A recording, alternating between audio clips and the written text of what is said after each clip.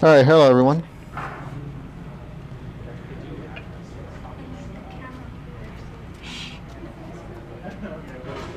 What? Don't bring it.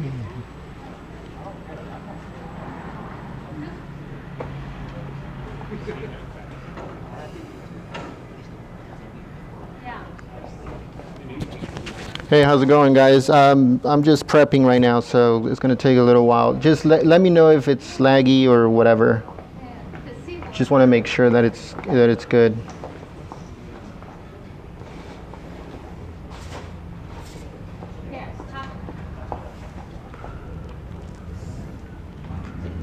So basically, it's gonna go like this. Hold on, careful.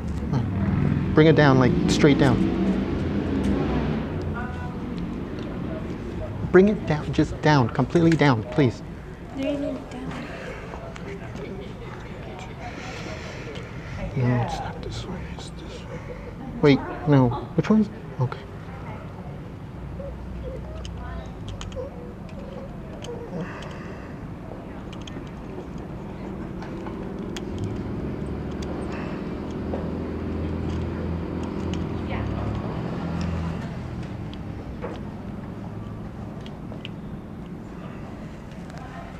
Okay. Let me know if you guys can hear me. Keeps on moving. Hold on.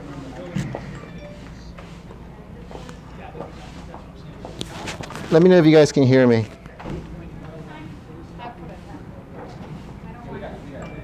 It's upside down. Hold on. It's gonna cause problems. Hold on.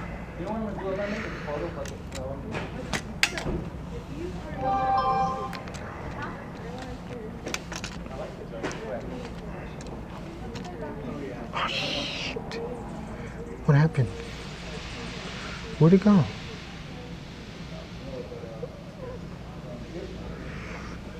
Whoa, what happened?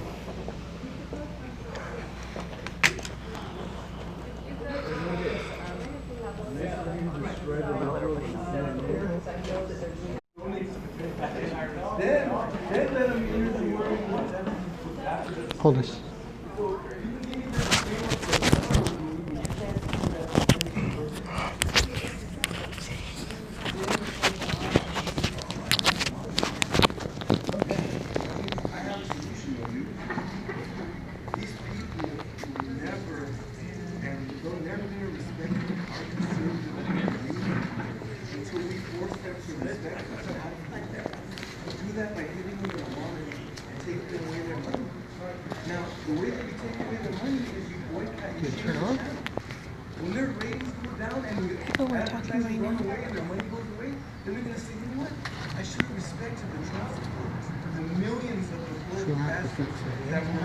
Here we go. To my wallet by watching my show. Now they're not watching my show. I'm not watching it because I'm not putting money in this.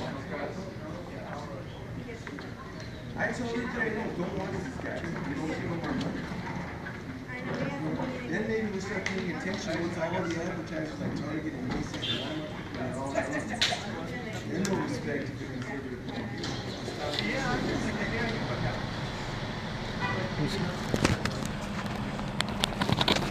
Can someone go to the other stream that doesn't have the picture and tell them that we are at this one, please? We need to get the people from the other page onto this one. So make sure someone please go over there and switch it over. Thank you.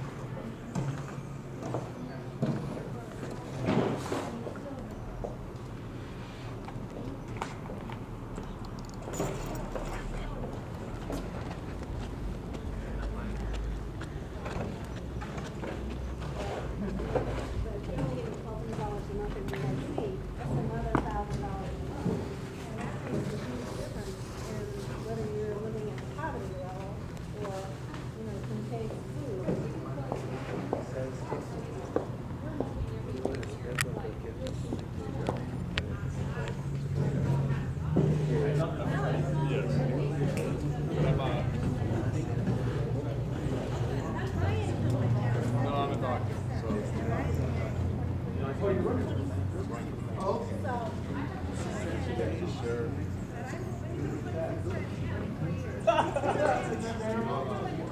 you go in to apply for a job and they say, what's your history? And you go, well, I might not be here in 6 months, I might, and it's like, no way. I feel like that's you don't ever earn your own time.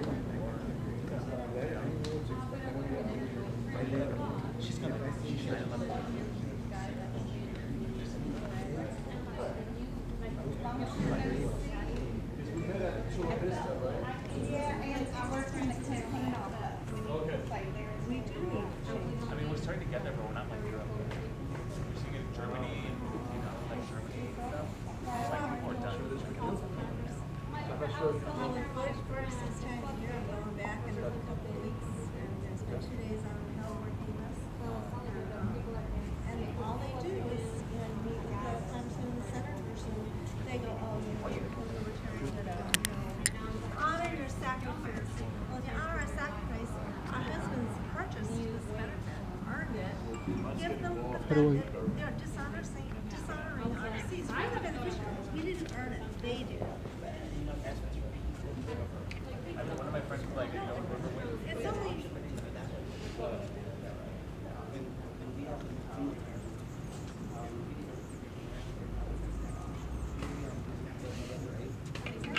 Retired pay is the day of the death. And, and if you've been responsible enough to purchase, so at least your wife will eat the rest of her life. She doesn't need to lose all of it because, 8 more or something. That's too separate. You can serve 15 minutes and die service connected and get DIC. Anybody can do that. But why should the career military sacrifice and their income and their benefit that they work to earn offset a social program? People attacking me, that made me upset. It made me upset. Ignorant people. Right. They're thinking about it.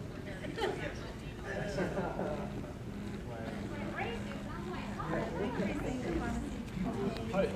actually, I'm Dr. Veltmeyer. That, when you are disabled, that's just getting healed. They're the ones that need more than one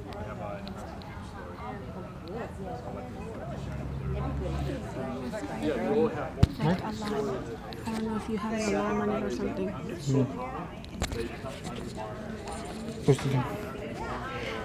Brian or someone, can you guys go to the other page with the same stream thing and make sure that everybody comes over to this one?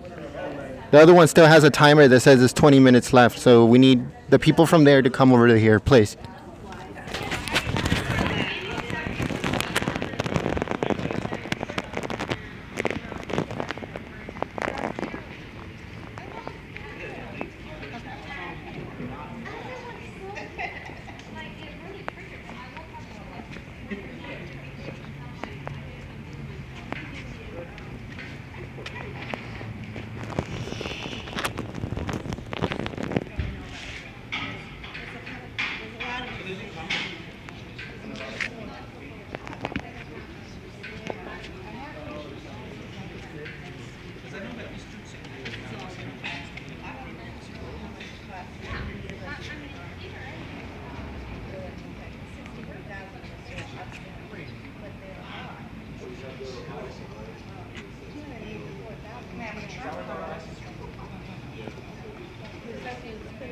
Did you guys follow that guy who tried to separate California into 6 different states?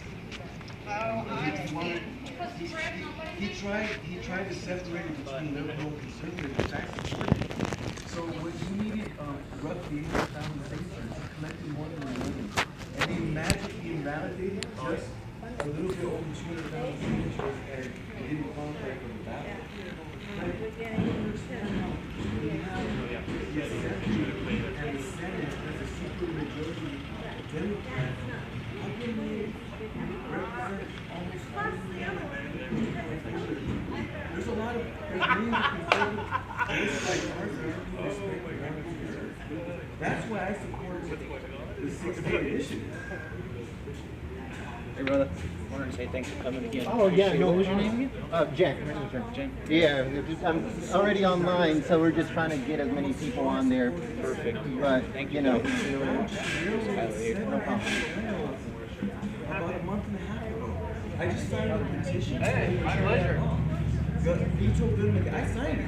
And I try to get all my family and friends to sign it. Because all those laws do is empower criminals, because if these normal citizens disarmed and defenseless, they will never stop until everything is banned.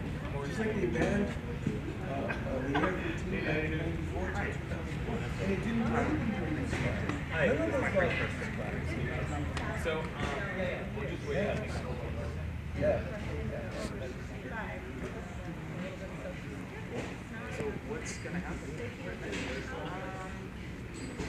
We have to buy a new car. They invited you.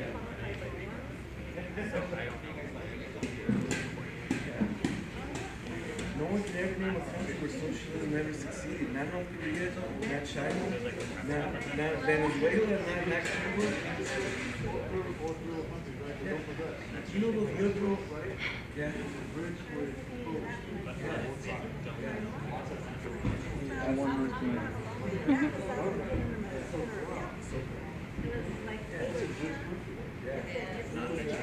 Well, there's no Second Amendment in Mexico yet.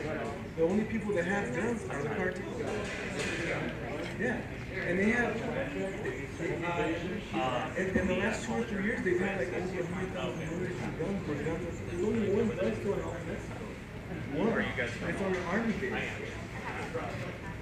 Yeah.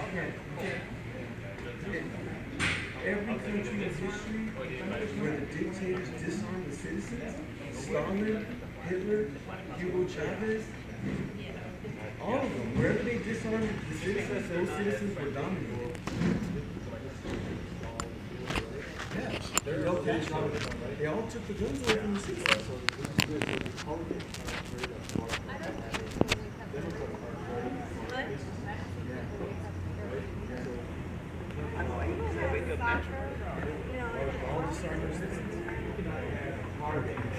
is this still going? What does it say? People are kind of talking, but it's still going, I think. Here, put this on first. I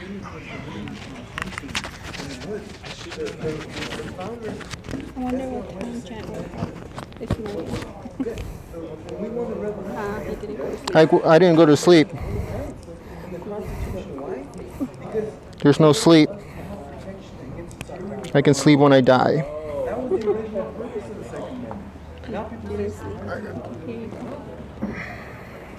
Be very careful because you don't want to. A lot of people don't know that. It's like stuck right in there. This one keeps moving on.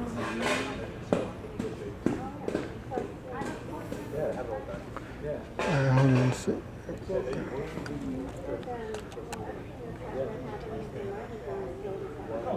I want you to go on your phone and make sure that it's still going on. No, just whenever I tell you. We just want to make sure that it's still running and everything is good. Yeah. Huh? Yeah. Yeah.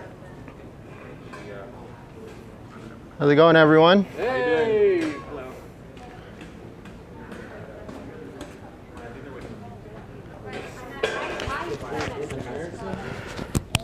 Well, hello, everyone. We are here live from San Diego, California. We are at the Poway City Hall for this event. Make sure that you guys go on your social media and share this stream. It's very important that you guys share for me, please. If you guys can do me that solid, that'll be great.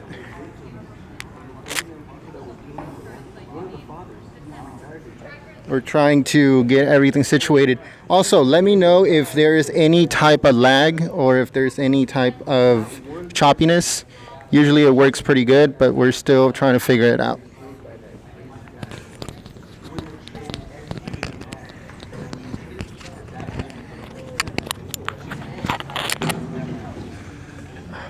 That's what his dad said. His dad said, his son that.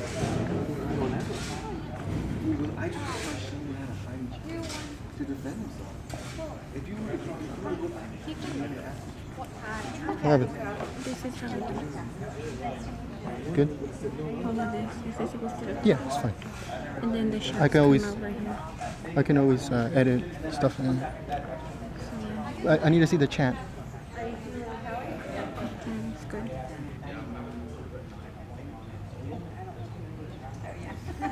Okay. And it comes up right here too. How do you guys like that the chat comes up on the screen? I think that's pretty cool. How many people are there? Right now, 78. 78.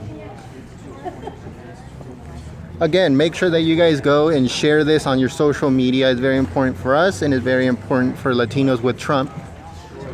We're trying to support him, but we need the help of you guys just sharing it on social media. Any social media you guys have. If you guys have any people with emails, send it through email, send it through Skype, Reddit if you have it, whatever you have, make sure that you guys go and share it.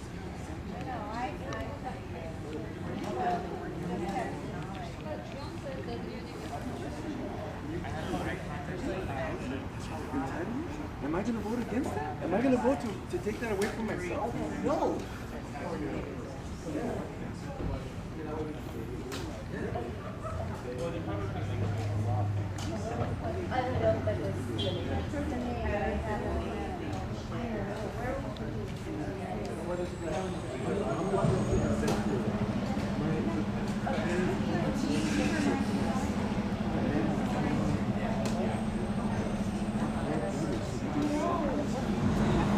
I slept on the ground for my entire life.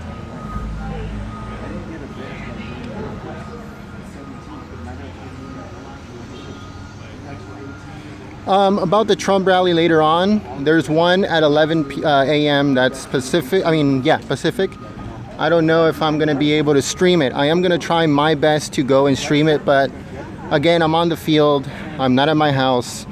I don't have reliable Wi-Fi. I have to find it somehow, either go in McDonald's or something to try to find the Wi-Fi, but I can't make any promises that I will stream.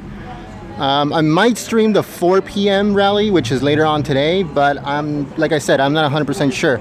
Just rest assured that I will restream both of them if I don't make it, and I will upload it just like always.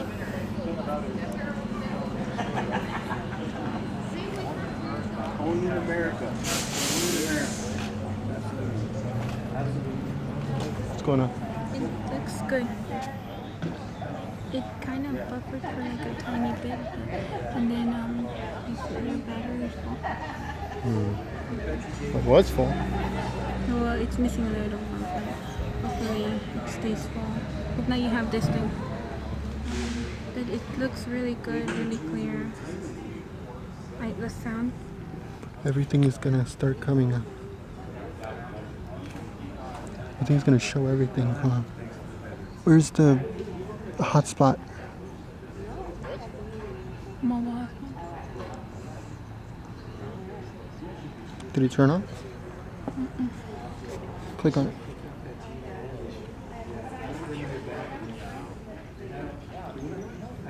Did it buffer? No, it's still doing everything, showing everything.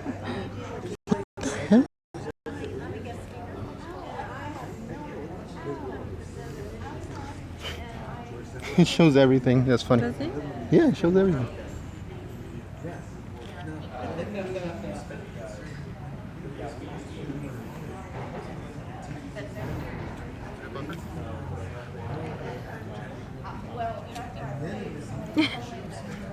Showing everything.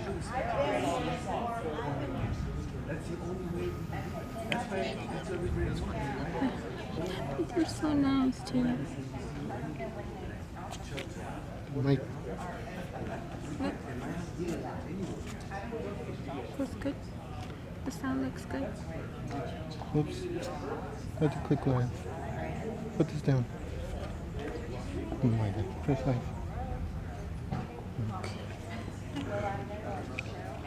live. Can you guys do one final check to make sure that Can you guys do one more check just to make sure that people came over, please? Can you guys go to the other one that still has a timer and make sure it goes over here? Can you guys do one final check?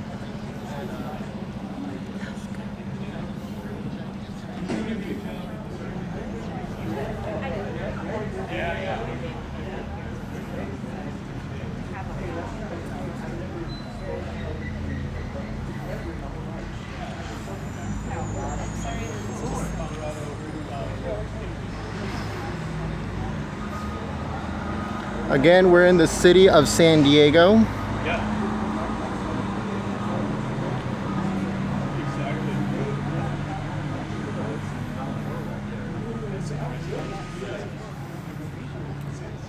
And basically this is where it's going to be.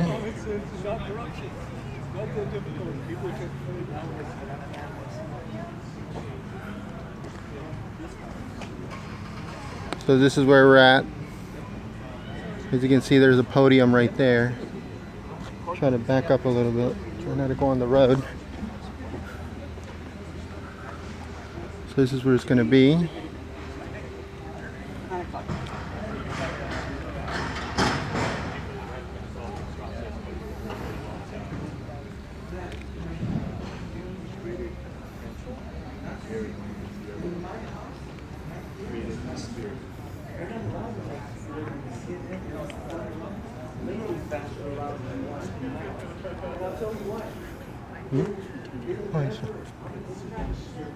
Tell me when you want me to help you in anything.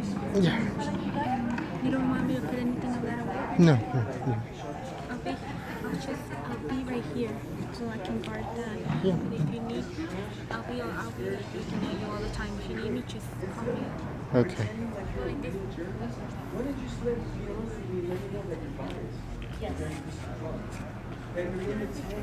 If for whatever reason the stream cuts out, I'm filming at the same time as I'm streaming, so we'll continue to have coverage and it won't go away.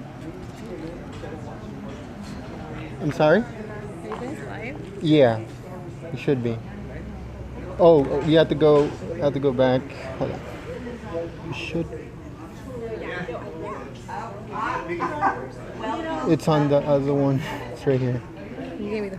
No. The thing is that since I do it through my phone, it opens a whole nother one compared to the one that I had scheduled. Okay. But whenever someone goes on it, they'll be able to click on the screen and it takes them to the one that's actually live. Okay. So there's no problem. And plus I'm telling my people to go over there and, kind of like bring people over in case they're not doing it. So yeah, we'll definitely be.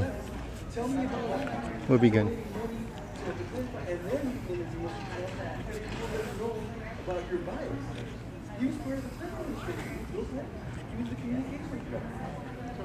But did he mention any of that when he trashed us? At every day he doesn't mention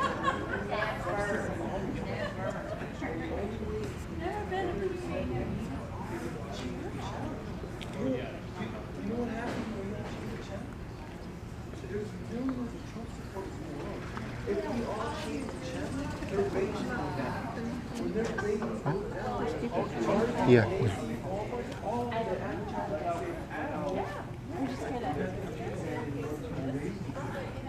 the only way we're going to get them to respect us, I hear a political discussion over here. then they're going to say, you know what? I'm gonna You guys don't mind being on camera, do you? No, Okay, not great. at all, man. When we change the channel and we stop watching all the liberal channels, CNN, MSNBC, ABC, NBC, CBS, they're all in the tank for Clinton, and they don't respect conservatives like us. When we change the channel and their ratings go down and their ratings plummet, and all of a sudden all of the advertisers like Target and Walmart and Verizon, and they all leave, then they're gonna say, you know what? I should have respected the millions of Trump supporters in the world. Right. Because they don't respect the conservative point of view. But you know what? They respect the money that we pay them. Yeah. So now I boycott all of them. I don't watch any of them because I won't give them my money. See, they want us to watch them so that we can watch the commercials and buy their products. But I'm not watching any of those guys. And so they start to respect the conservative point of view. And I'm not the only one. There's millions of us out there. Is that your son? No, that's me, dude. Oh. I'm 30. But I'm 37, so this is 20 years ago. This was taken when I was 17 years old. I joined the Air Force when I was 17, and I was still a minor. And my parents signed a waiver for me to join. I was the youngest guy in my flight, platoon, it's the same thing. But my parents came here from Mexico 4 years ago, man. I got 4 brothers, and I was raised 7 of us in a 1-bedroom. My dad made $2 an hour in a factory when he got here legally. Both my parents came here legally from Mexico. So he came, he made $2 an hour working in a factory raising all of us. I got 4 brothers, and he told all of us, when you guys turn 18 years old, he goes, that'll be the time that you spread your wings and fly, all you guys. So all of us left the nest at 18 years old. So I slept on the floor my entire life. I never got a bed until I joined the Air Force. That's the first time I ever had a bed. So while I was there, I took advantage, signed up for the GI Bill. That paid for me to go to college. Today, I've been an engineer for the nation's largest railroad for 12 years, man. I bought my house 10 years ago, and I never looked back. That kind of story can only happen in America and nowhere else, man. It can happen nowhere else but America. So when I see people like that quarterback, Kaepernick from the 49ers, making $17 or $18 million a year, not appreciating the people that adopted him, that gave him the tools to succeed in life, the same tools that my parents gave me to succeed in life when they emphasized education. He's not respecting this country and veterans. I'm a veteran. I defended this country. I served this country in the United States Air Force.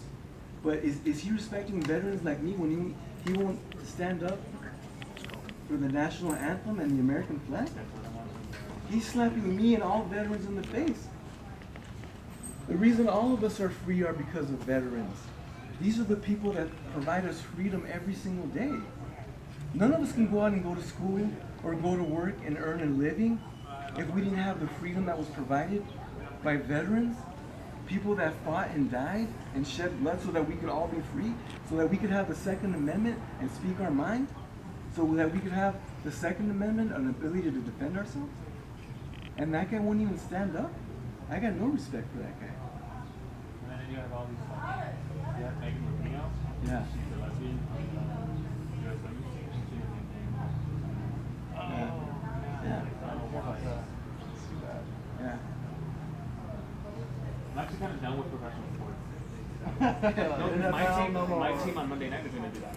We're going to do a protest. You know? But I'll tell you. I'll tell you, man. Nothing upsets me more than when I watch those YouTube videos of Trump supporters being assaulted. This is America, man. We're not in some third world country where you can get away with any crime that you want. We've got the First Amendment. It's in the Constitution and the Bill of Rights. Just because you disagree with my free speech doesn't give you the right to steal somebody's Make America Great Again hat or to assault people in the street. And no one does anything. These people are getting away with it.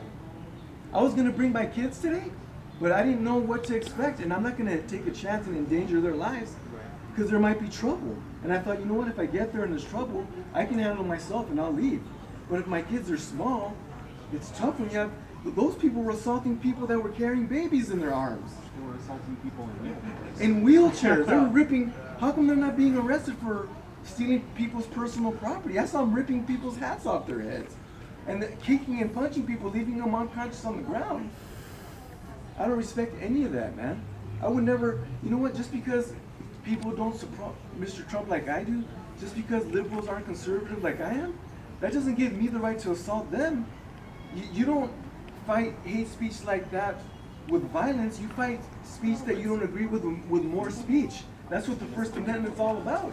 I've never seen somebody attack a Hillary supporter. Never. I've never seen a Trump supporter assault a Clinton supporter ever, man. Because we've got respect.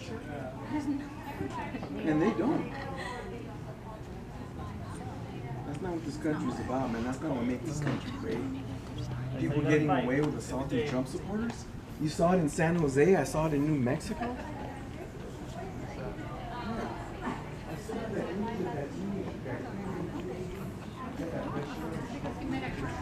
All right, so we'll be starting soon. We have widows who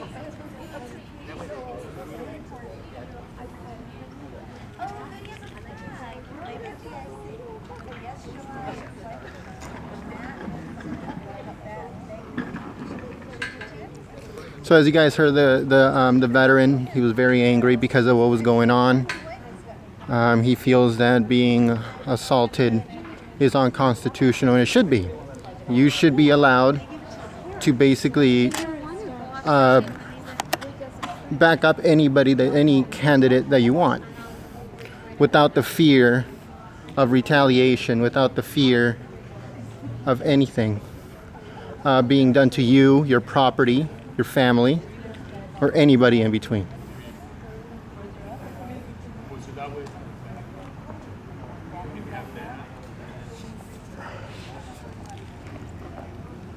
How many people are just don't use the Wi-Fi, because the network right now at all. Don't use it at all. You can't put it in airplane mode until I tell you to check once in a while.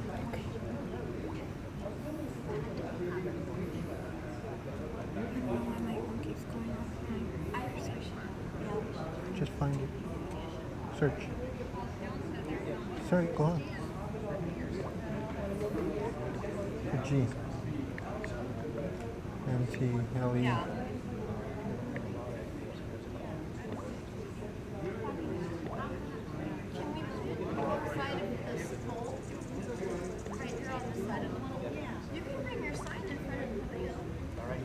Go back.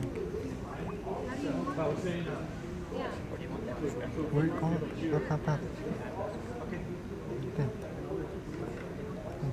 Click on it.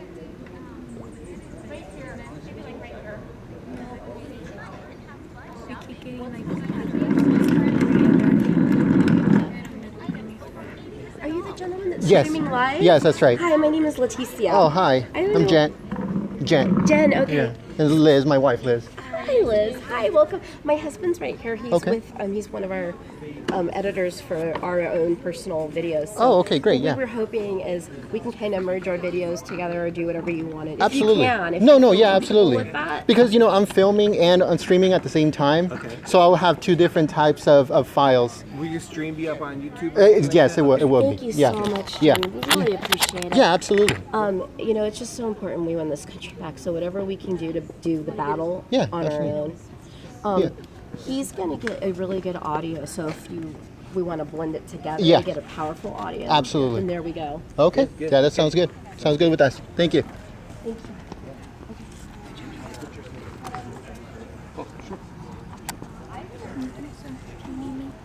the shed is really good right now.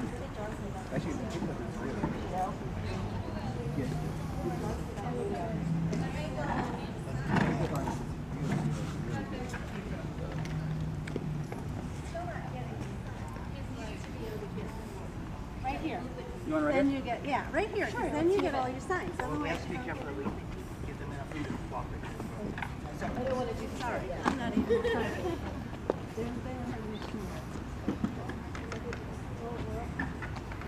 Exactly.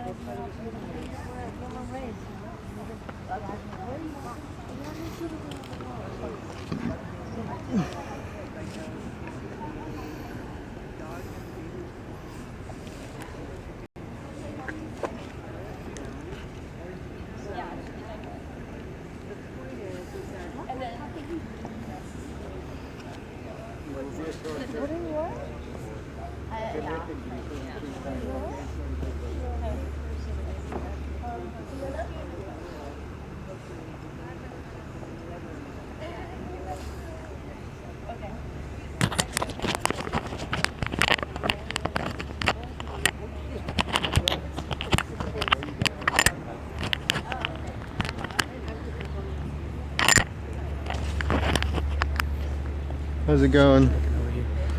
Yeah, so right now we're just streaming right here, and then we'll be filming at the same time. Oh, so you're streaming with the Samsung? Yeah. That's tight. Yeah, and then over here we'll be doing this.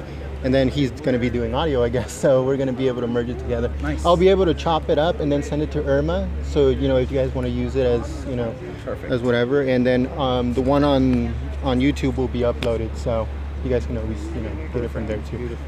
And then if you guys want to, what I can do is I can chop it up for the 6-second, Twitter or Yeah. maybe stuff like that. I can do that for you guys For too. sure. We're gonna have a debate party too.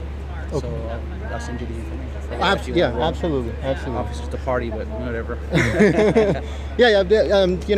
Irma has all my information. I don't know. I followed you, but I'll send you a DM Okay, perfect. later on today, and then Sounds good. all that stuff. So for sure, yeah. Whenever if you guys ever need us, just like I said, you can hook us up on Twitter, and then we'll definitely be there to stream it. Sounds good, man. Everything needs to be documented, and everything needs to so people can know. You know. Even if it's not a huge crowd or whatever, I mean, we still market it really well on Twitter, and it's out. Yeah. Everybody hears the message. That's all that matters. It always starts out small. I only started with 2 subscribers, and now I'm That's awesome. going up and up. Because I'm glad to know there's more than one streaming service. Yeah, absolutely.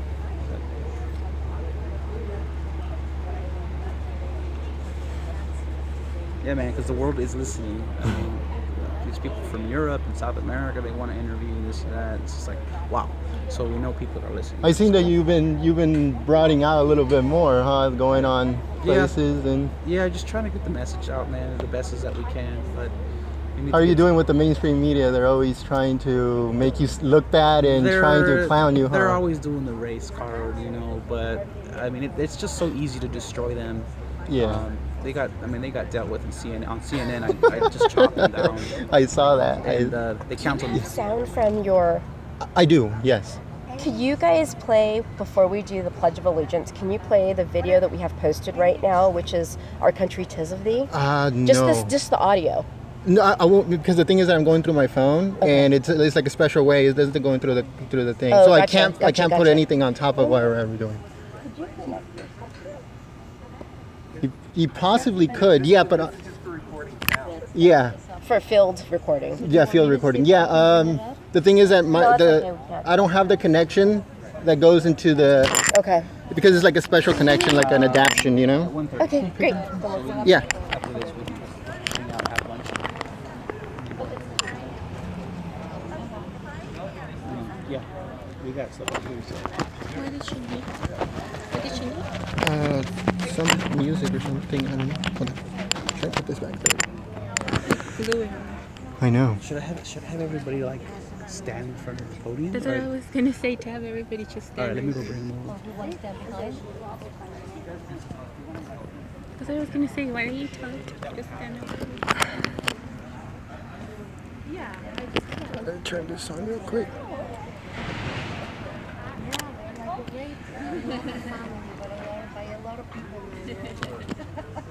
How's it going? I turned it off. I'll put it on airplane mode. Turn it back on real quick and then check it.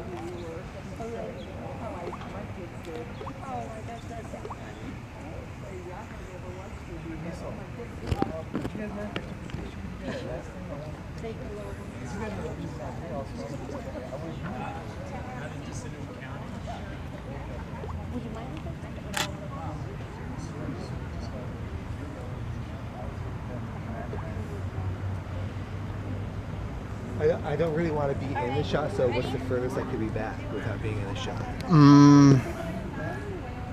Probably. How far can it reach? That's pretty good reach. I could, like, if I stand like right here. Can you guys hear me? Testing 1 2. You're good. I think you're good. Testing 1 2. Hello. You guys hear me good? Yeah. Okay. Hi, welcome to Latinos for Trump rally. We're working on Hispanic time. We're running just a little late. Sorry about that. But we're live and we're here today. We're going to open up with the Pledge of Allegiance. So everyone, if you guys can put your hands over your heart and let's do the Pledge of Allegiance to the flag of the United States of America. I pledge allegiance to the flag of the United States of America and to the republic for which it stands, one nation, under God, indivisible, with liberty and justice for all. Now I wanted to say that today is Citizenship Day, also known as Constitution Day. So we want to welcome all Americans united as one and also naturalized citizens, and just welcome you to our country. So as we start, we're going to go ahead and open up.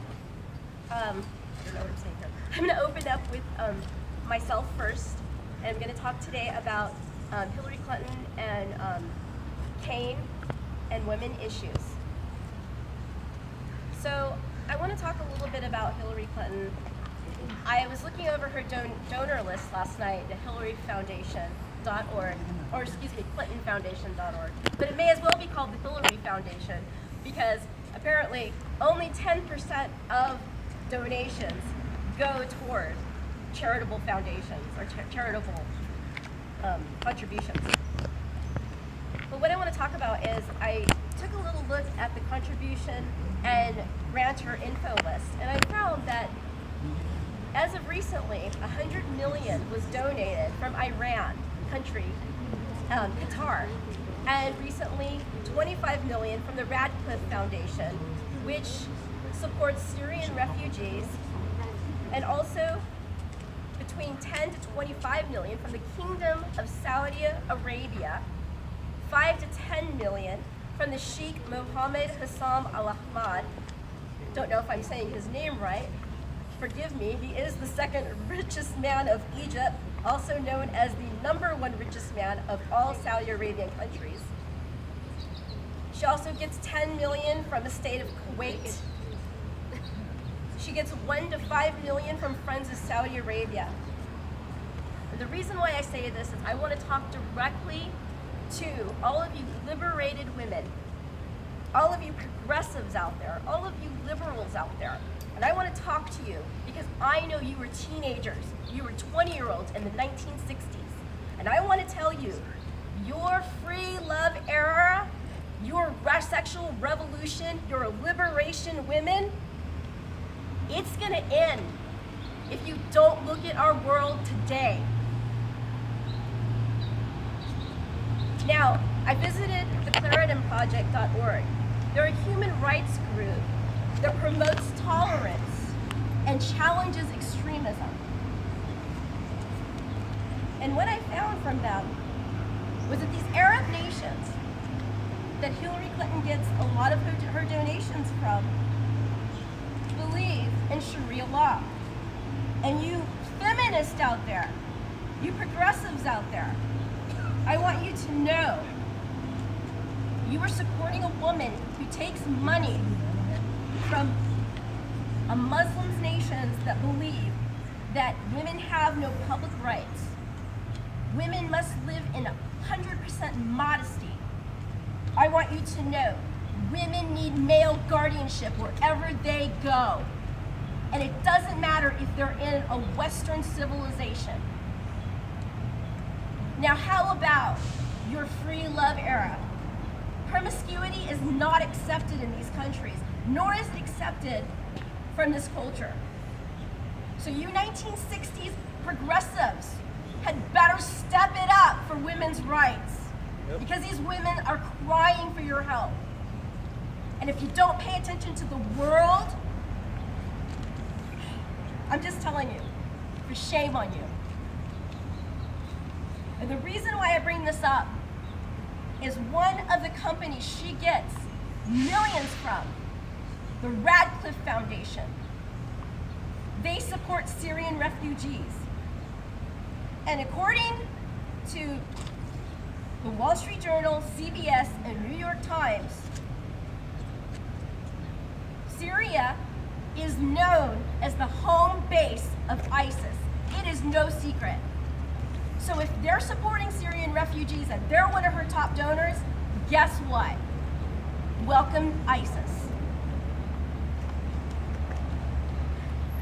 And then also Breitbart wrote an article that said, from Michael Patrick Leahy on June 15, 2016, the Politico says, Trump is right. Hillary Clinton supports a 500% increase in Syrian refugees.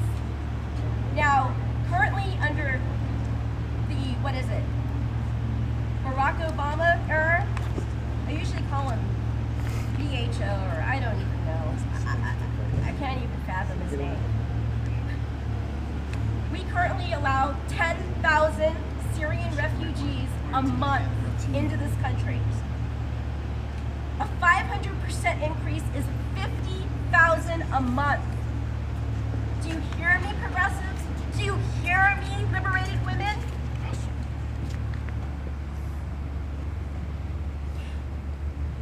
What's worse is that Hillary Clinton isn't just 4 more years of the Barack Hussein Obama campaign. You know what she will be? She's not that administration. She is separate from that. She is going to be 3 things that I fear. 1, an America that says that it accepts corruption as the norm and becomes a dictatorship. Do you want that for your future? Progressives, liberals, do you want that? And don't go telling me, oh, she says she's sorry. I don't want to hear it. The second thing that fears and frightens me is that we could possibly get a Muslim Supreme Court justice in America that would support Sharia law. Again, liberals, again, feminists, is that what you want? Ask yourself before you vote for this woman. The third thing, the fear that I have a lot of fear about, is the loss of this world's greatest Christian nation, America. And I want to tell you that it's not just Christians that would be at loss if America gets a bunch of ISIS refugees and gathers in or brings in Sharia law. It's going to be gays that will also be attacked next. And, oh yeah, wait, you two liberals, you will be attacked also because you have no modesty. So think about that. You will be attacked also.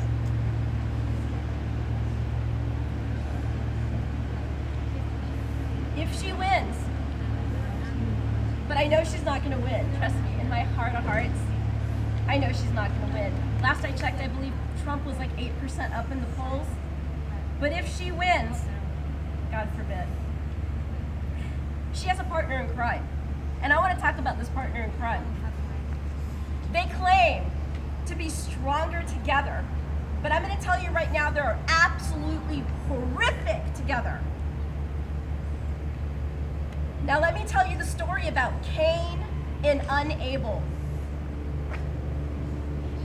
Now does everyone know the story of Cain and Abel? Because she picked the perfect partner named Cain. Because Cain splits from the Catholic Church. Significant teaching.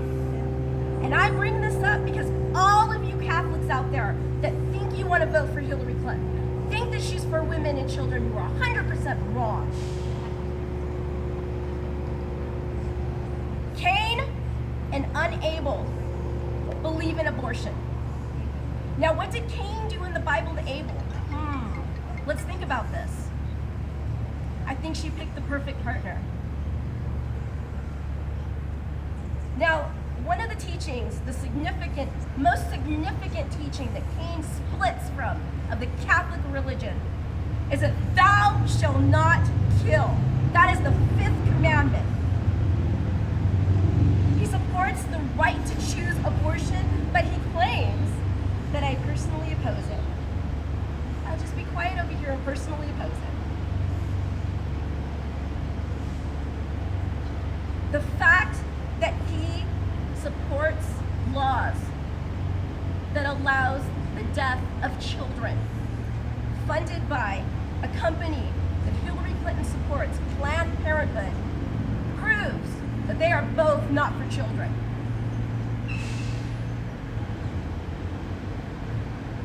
Before I go any further, I want to say 2 things. The Latin definition of embryo, in one word, simply put, young.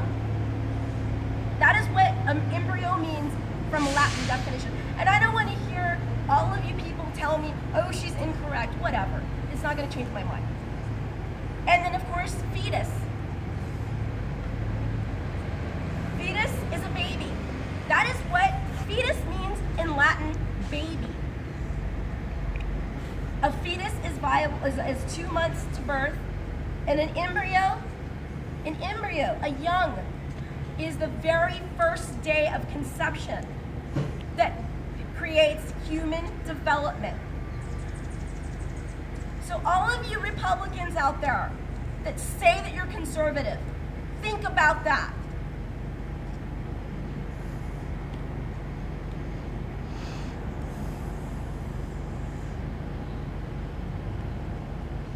Now, the one thing about Clinton's consistency on abortion, per the National Review on July 26, 2016, by an article by Ramesh Ponnuru, is that she believes in partial abortion. So, what is partial abortion? Partial abortion is all the way up to 8 months.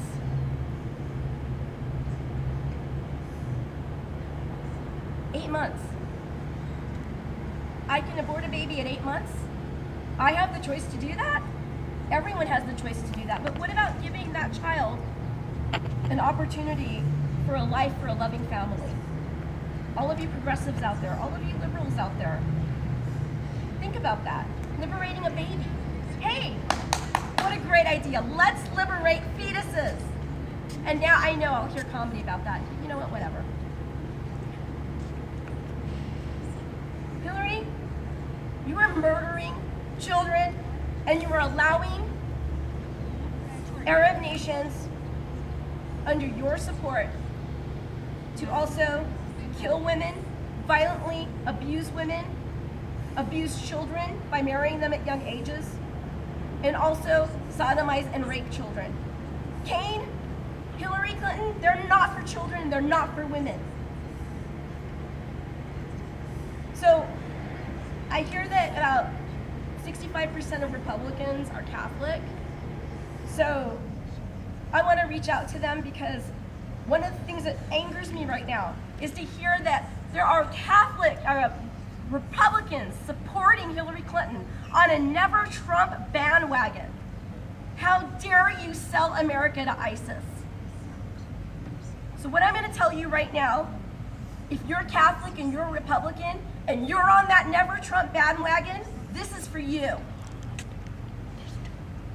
Remember that per the Catholic Catechism on the 5th commandment, that God alone is the Lord of life from its beginning until the end, and no one can under any circumstances claim for himself the right directly to destroy an innocent human being. So all of you Republicans out there, when you vote for Hillary this year, that are on the Never Trump bandwagon, you are destroying human beings. And lastly, before I finish my talk, I want to talk about the National Prayer Breakfast that was done in 1994, and hosted by the Clintons, ironically. Blessed Mother Teresa was there. And one of the things that she said to Hillary Clinton in 1994 was so on point that she got a 6-minute applause. And this is what she said. Any country that accepts abortion is not teaching its people to love, but to use any violence to get what they want. This is why the greatest destroyer of love and peace is abortion. If you vote for Hillary Clinton this year in Kane, you're voting for abortion. Abortion on women's rights, abortion on children, and abortion from the liberated population of our country that us Christians believe to protect your rights. All of these progressive women, think about it. Think really hard. So I want to introduce you guys to a gentleman named Dr. James Valtimere. He's running for U.S. Congress in the 53rd general election. And it's kind of shaped like Florida. Peace to our people out in Florida. And it's shaped like Florida, and it's all the way from west of Mission Hills in San Diego, east to Casa de Oro, north of Santee, and then south to Bonita. And the statistics, I don't know how long ago they were done, said that it was at a 36% Hispanic community, but actually talking to Dr. Valtermeyer, he said that it's about right now at a 46% Hispanic population and growing. And the thing about this is that Susan Davis currently is Congresswoman of this district. She speaks no Spanish. And for a growing community to be led by someone who speaks absolutely no Spanish and cannot reach out to our fellow Hispanic, I don't even understand that. Anyway, she is a lifelong Democrat. She's been in politics since 1994, and it's time to send her packing. Things that she supports that I believe Trump is staunchly against. She supports bans on weapons. She supports NATO funding. And she herself supports the Iran deal, despite the fact that she has a Jewish background and upbringing. She also believes in sanctuary cities. And one of the things about San Diego and sanctuary cities is that when illegal immigrants are arrested, they are released on the city streets of San Diego because we are a sanctuary city. They're not deported. Thank you, Susan Davis. Appreciate that. And lastly, she brings in about 2,000 Syrian refugees into National City a month. Out of that monthly 10,000 Syrian refugees that Obama currently is doing, 2,000 of those currently live in National City, San Diego. Thank you, Susan Davis. Dr. Valtermeyer is Chief Family of Medicine for Sharp Grossmont Hospital. He's the only person on the general election ticket running against Susan Davis. He's a Trump supporter from day one. And so let's give it up for him and let's support him.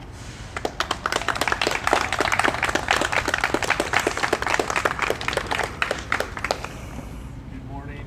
I want to say that it's my honor to be part of this Latino Trump coalition. Thank you, Leticia. I am a doctor. My name is Dr. James Veltmeyer. I work at Sharp Grossmont Hospital in La Mesa.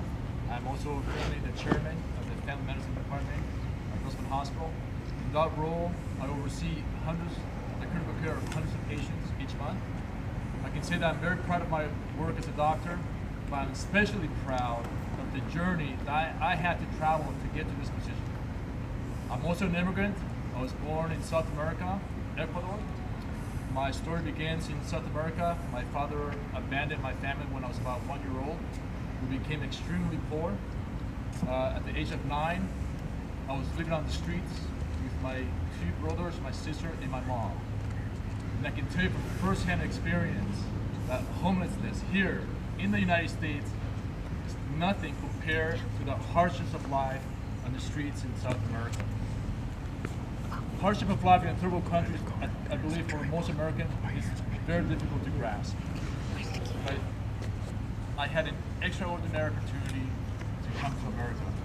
My aunt, who lived in a home, worked for 2 years to get to America. After 6 rejections, 2 years, I was able to come to America. My mom came here 8 years after, so her legal immigration process was 10 years. So when I got here, even though I was 11 years old, I understood that I was coming to the best country on the planet. Yeah. So I worked very hard, learned the language, studied hard, and I can say that I'm a blessed and proud American. Someone that came from homelessness to be leading the family medicine department at Sharp Grossmont Hospital. This is the American dream. I stand on this stage I have a beautiful wife, 2 wonderful children, and like I mentioned, I love this country. Like millions of immigrants before me, I give the Lord thank you for bringing me so I can live in this country of equal opportunity. So like many immigrants before me, I want to give back to this country that's given me so much. I have many concerns. It should be no surprise that I strongly oppose Obamacare. It's expensive, it's increasing the bureaucracy, but most important thing, Obamacare and the Democrats have limited and imposed 2 choices to the American people. That is putting the government in charge of your health care and putting the insurance company in charge of your health care. And they're wrong, there's a third choice. And that's putting you, the people, the doctor, in charge of health care. As a doctor, I am committed to a true comprehensive healthcare reform. And how do you do that? A healthcare reform that not only lowers the cost of healthcare, but increases the access of quality of healthcare. And you do that by getting the government out of healthcare. You reduce the regulation. You open up the free market. The free market, American tradition, that made America great. We need to let the forces of competition work to keep prices, premiums, that is check and spurs innovation. Also, you can also open up the state portability. But regardless,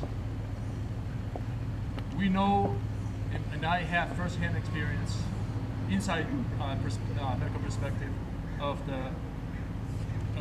what Obamacare has done to the healthcare market and to the healthcare provider and overall to the patient care.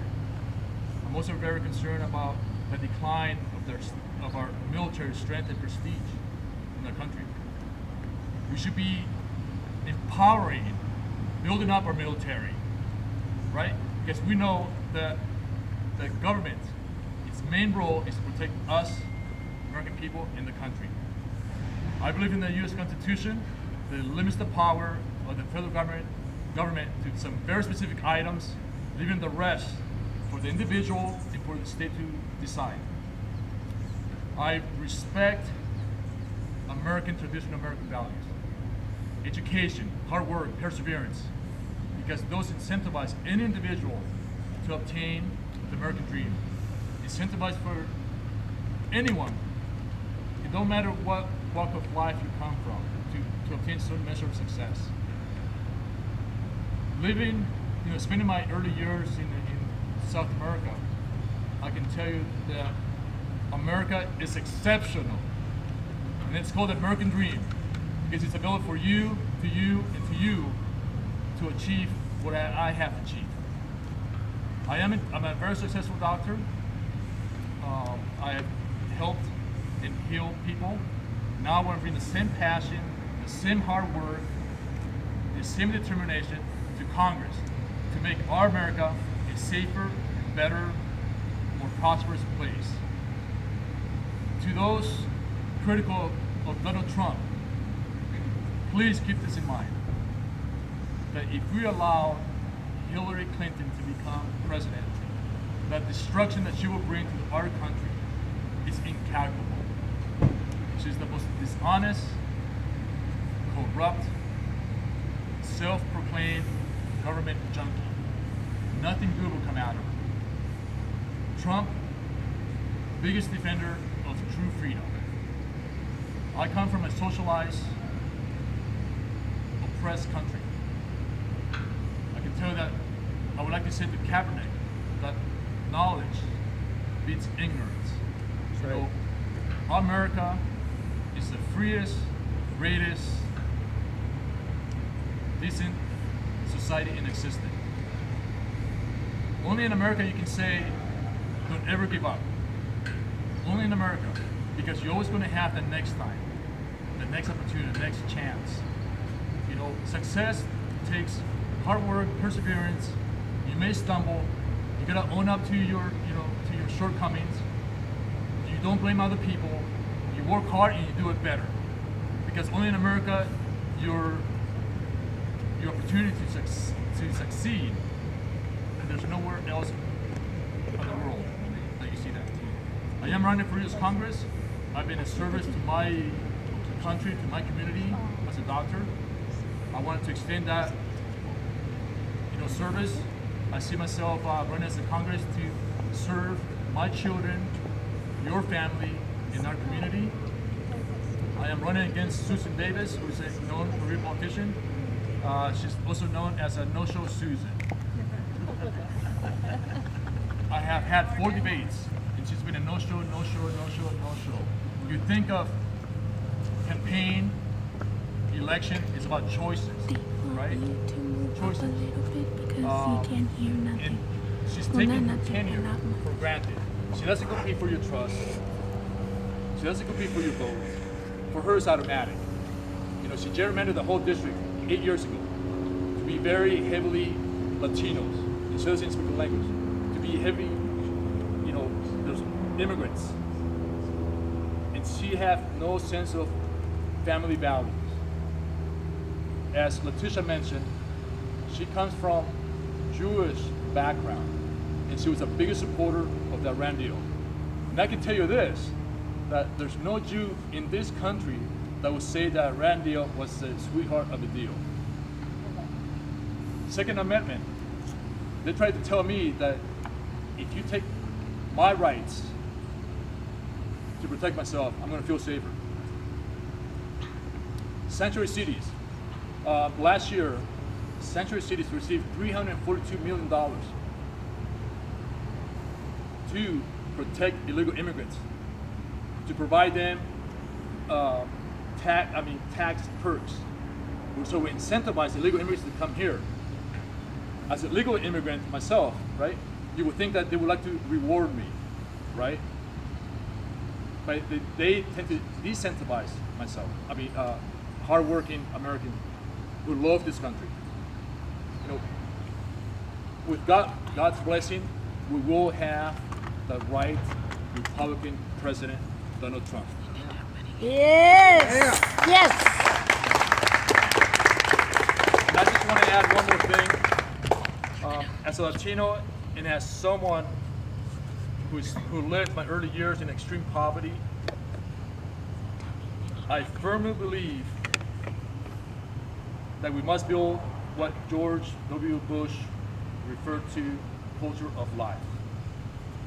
All life are important, including the unborn. Abortion can be a very divisive issue, but I'm convinced that we can work together to decrease the number of abortion and to help those families and so they understand there's better option. Life, the gift of life, is just pure magic. And as I was talking to Letitia earlier, conception begins when you have the union of the sperm and the egg, because you have a spirit right there. As a member of Congress, I will work hard to ensure that all children they have the opportunity to life and they're respected. My conservative principle and my faith has shaped my views on life and responsibility us as a citizen. And as your representative, I will live out those duties.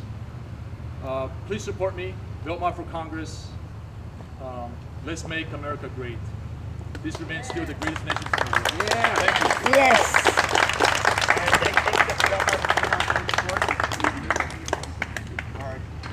Hello, everybody. The next person I'd like to come up is Ms. Kathy Prout. She's a Gold Star widow who is from here in San Diego. She's the widow of Rear Admiral James Prout. He's actually a man that's close to my heart as a retired Navy veteran. I know more about this individual than she knows. So, without further ado, Ms. Kathy Prout. Thank you. My name is Kathy Prout. My husband was Rear Admiral James G. Prout III. He was a Naval Academy graduate and was killed on active duty in his 29th year of service in an F-18 crash as a passenger. He had been in command of the USS Carl Vinson Battle Group, and Clinton administration, Bill Clinton, the same things that were going on now were going on then with severe budget cuts. There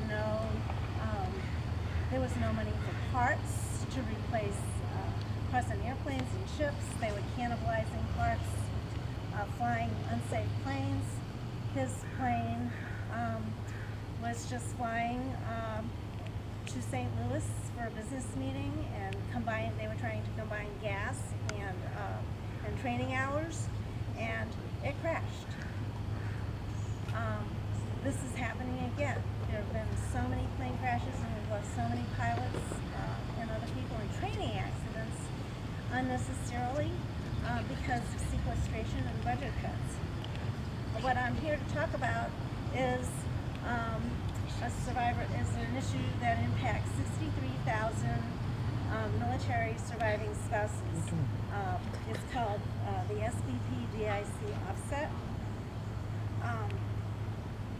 If your spouse dies, is a military retiree, or dies on active duty, service-connected, the widow is entitled to the survivor benefit plan.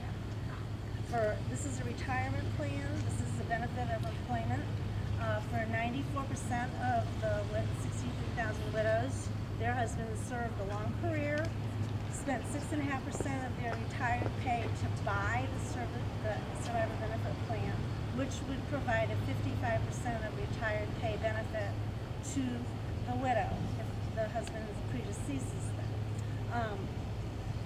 Because retired pay ends the day of the death, so if the service member doesn't do this, then there's no income for the family after they die. But if service to your country causes the death, say from Agent Orange, or you die from one of your injuries in the current war, or ALS, or Parkinson's, or any service-connected condition, that widow is also eligible for compensation from the Veterans Administration called dependency indemnity compensation. The widow, military widow, is the only beneficiary to suffer an offset, dollar for dollar, of DIC to SBP. It results in a loss of $15,000 a year in survivor benefits, and leaves most widows living on just $15,000 a year, which is pretty close to the national poverty level. We shouldn't be treating our survivors this way. We've had bills in place to change the law to eliminate the SBP DIC offset for 15 years. It's gone into conference to be fixed 8 times and has not come out of conference. We are too low on the priority list, and we are the beneficiaries of this program. Our husbands purchased this program. They paid for it with income and blood. No benefit of employment should ever be offset by basically a social program, by DIC. And no other federal employee in the whole government suffers this offset. Their spouses would get, or their widows would get both benefits. The military widow is the only one who's offset.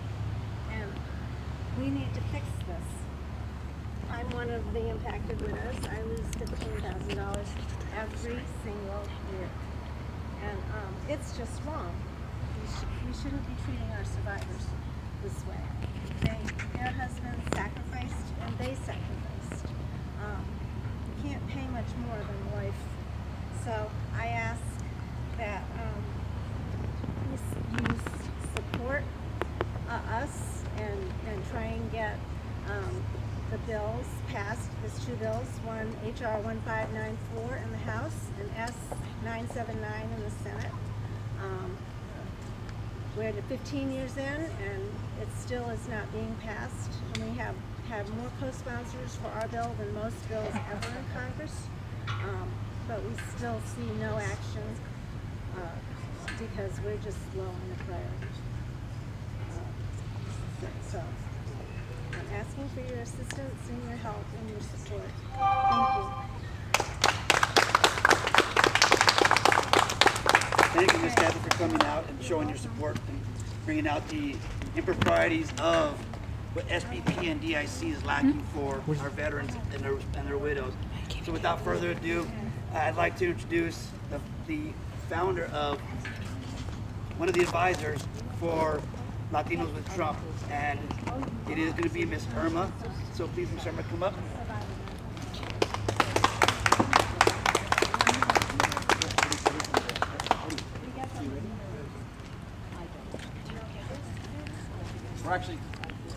We're actually going to have a little switch up of the lineup. We have Eddie Rodriguez. He is a veteran from the Air Force. He's had a great speech lined up.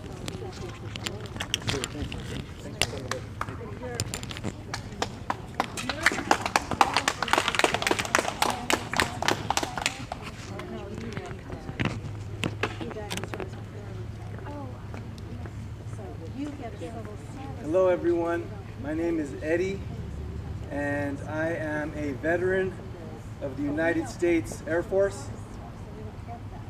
I am also a proud Mexican American, and I am here to announce that I support Donald Trump for president.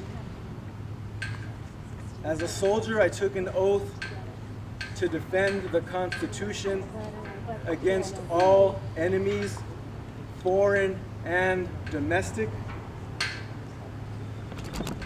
But the only enemies that I see are Hillary Clinton and the liberal media like CNN and MSNBC.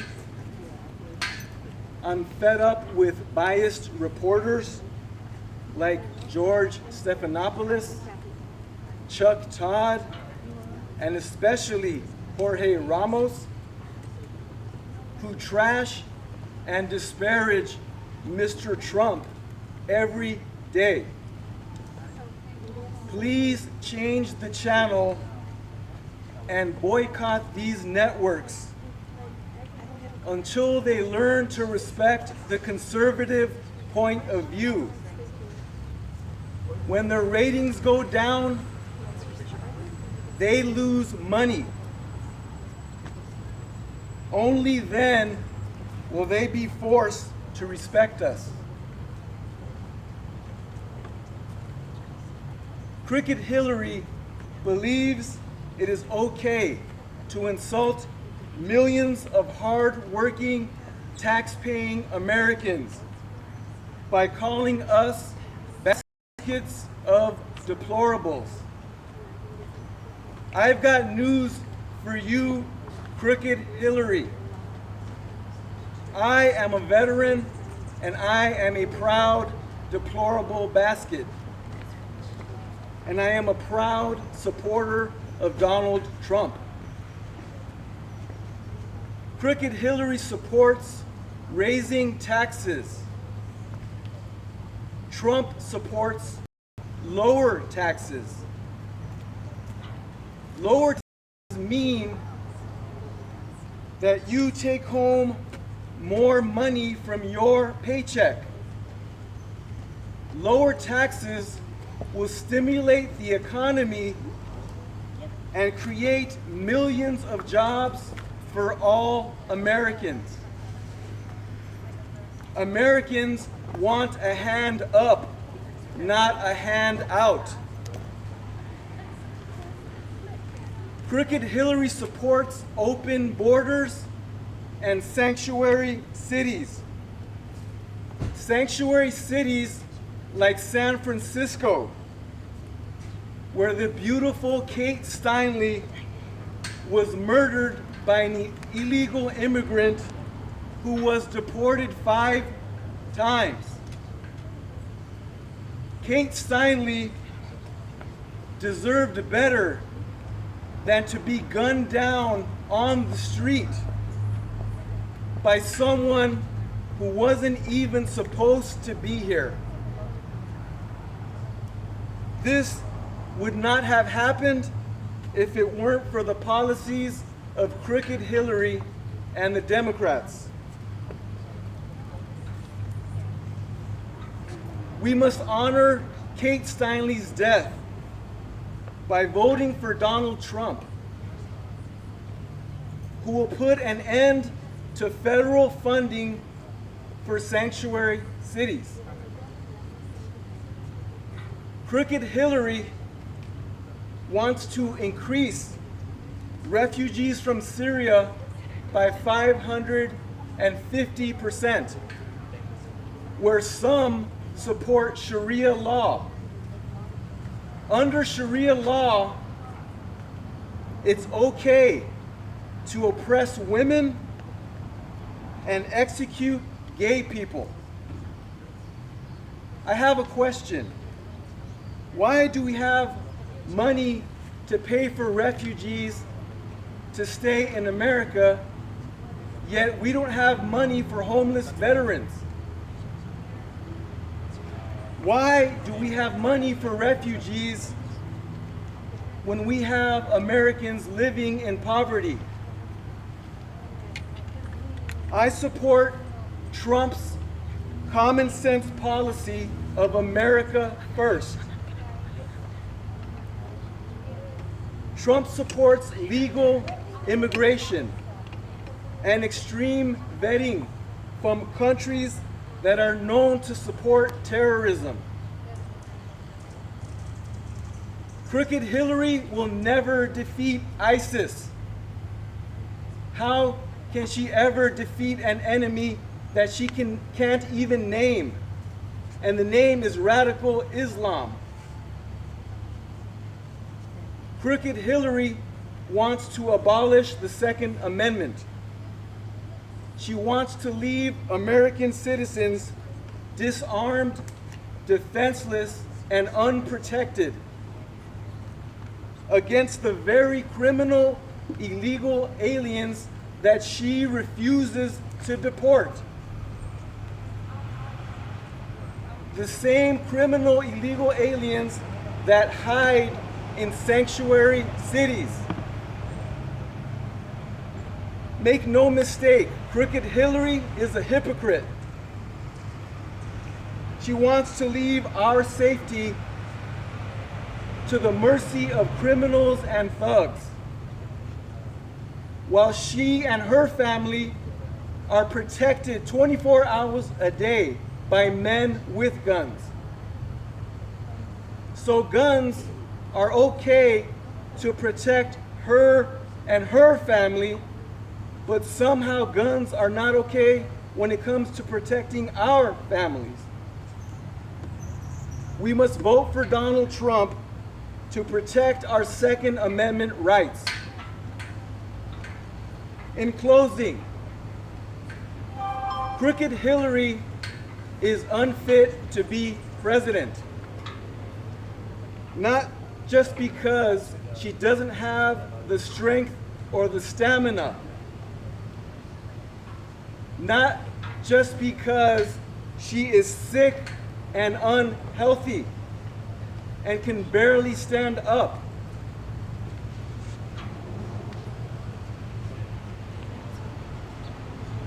Not just because she is a compulsive liar and can't be trusted with national security. Not just because the Clinton Foundation is a money laundering operation where foreign governments pay to play. Not just because she accepts money from foreign governments that kill gay people and oppress women. Not just because Crooked Hillary always plays the race card for the purpose of dividing America and not for the purpose of uniting America. Crooked Hillary will destroy America by appointing liberal judges to the Supreme Court. There is only one man who can bring common sense, prosperity, and strength back to America. And that man is Donald Trump. God bless America, and God bless Donald Trump. Thank you.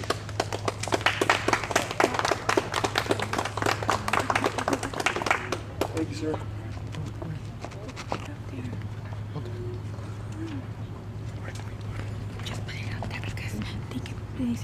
Good afternoon, or good morning, everybody, as we roll into the afternoon. Thank you for coming out, showing your support for Donald Trump.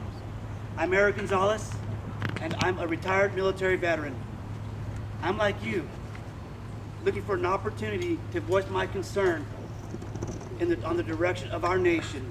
I'm tired of the same old business as usual politics, the politicians that have had a stronghold on our country for far too long.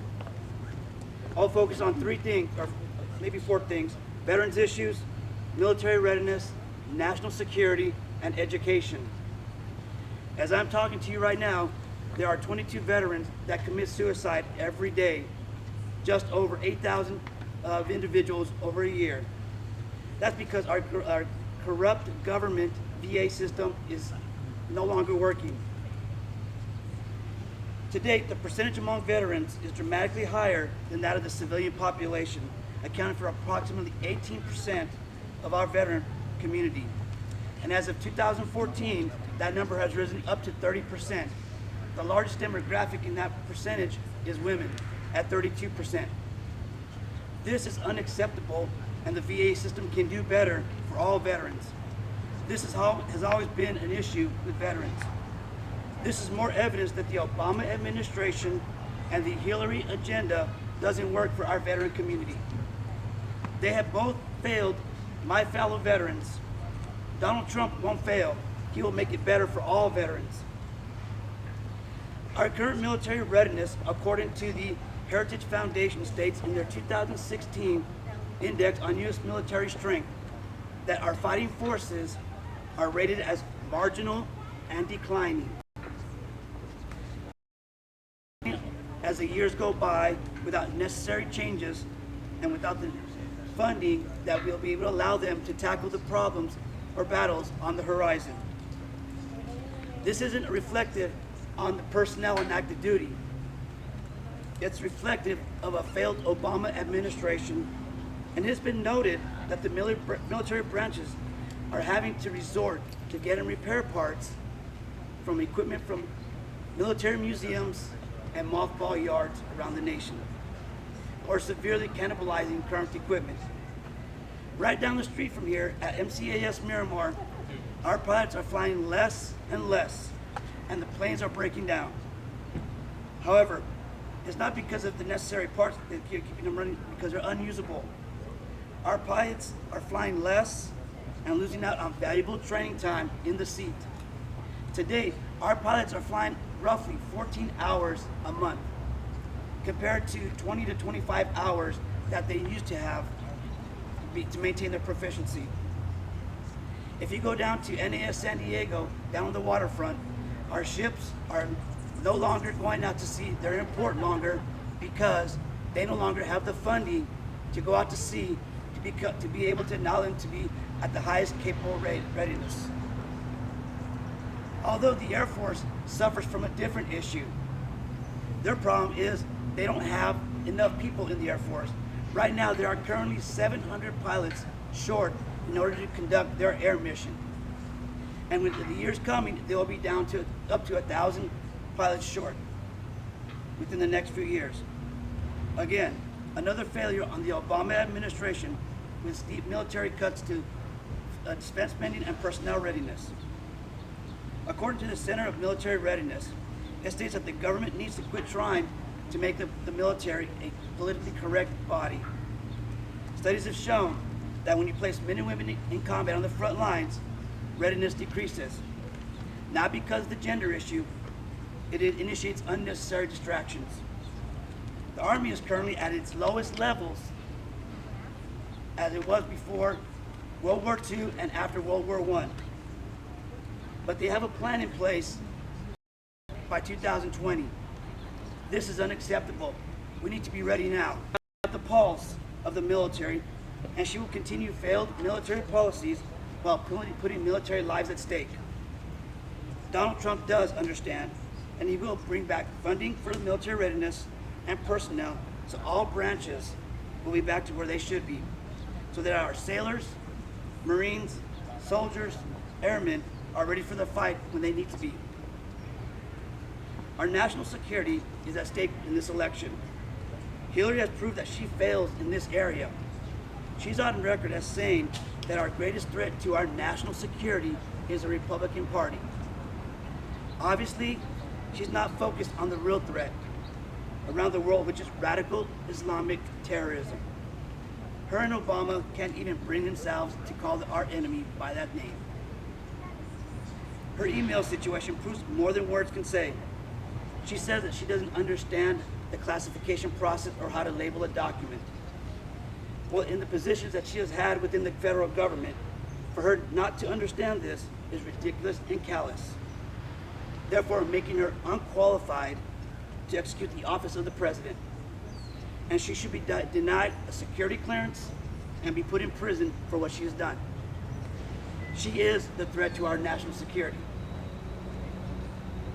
The worst part is the evidence that hasn't been uncovered is in her failure to keep America safe and secure is very concerning.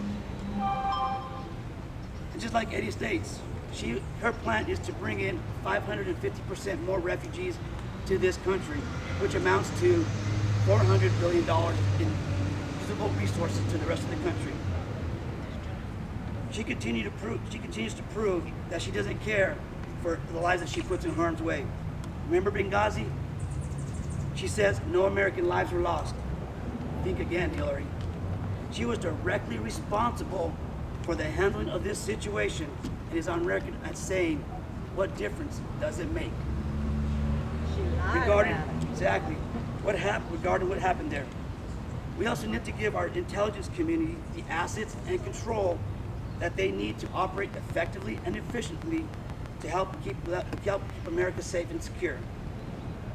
In 2015, Obama came out with his national strategic strategy, and it states that we need to lead with principle, lead with purpose, lead with strength, lead by example, lead with capable partners, lead with all instruments of the U.S. power, and lead with long-term perspective. To date, we have not accomplished any of these principles or any other national security strategy he has brought forth to this nation.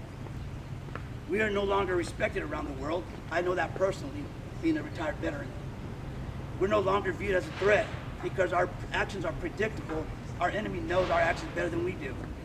Other countries negate us, and we have forgotten our most valuable and vigilant and trusted assets, or allies, in Israel and Jordan. We no longer use force when it comes time to need to be because our military leaders are handcuffed with policies by the failed policy of Barack Obama and Hillary Clinton. And we don't make the best business decisions for America. Look at the Iranian deal. Not good for America. Hillary has stated she will continue these failed principles. Again, showing that she is unfit to lead our nation.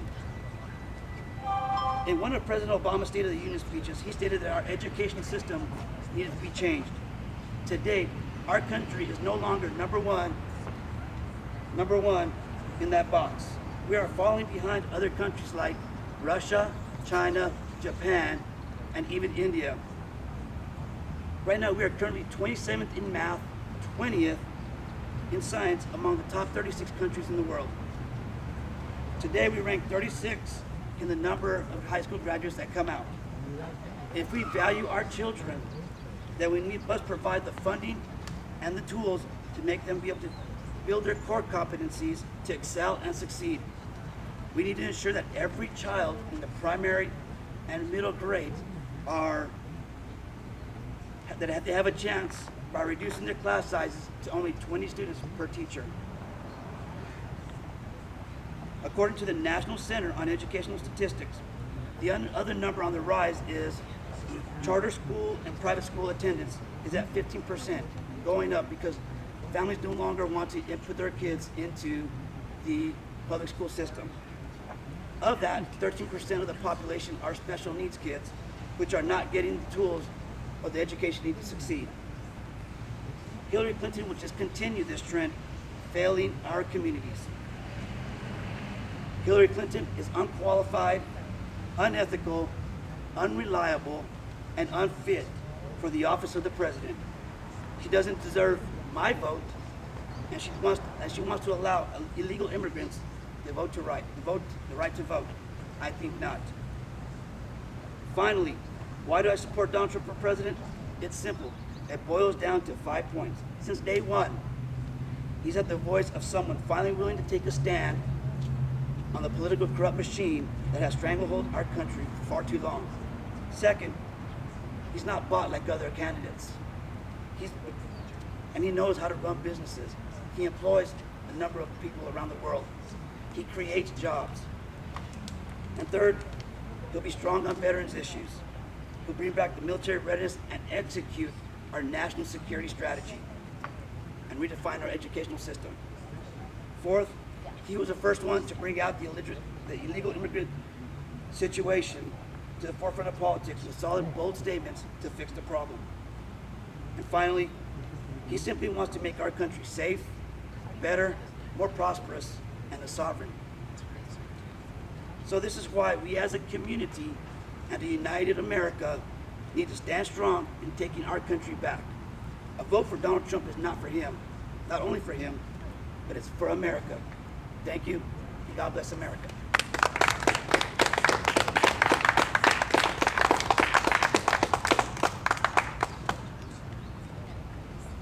Now I welcome to the podium Ms. Irma to speak on who the next speaker is. Well, I'd like to welcome Nestor, Gays for Trump. Please come and make it.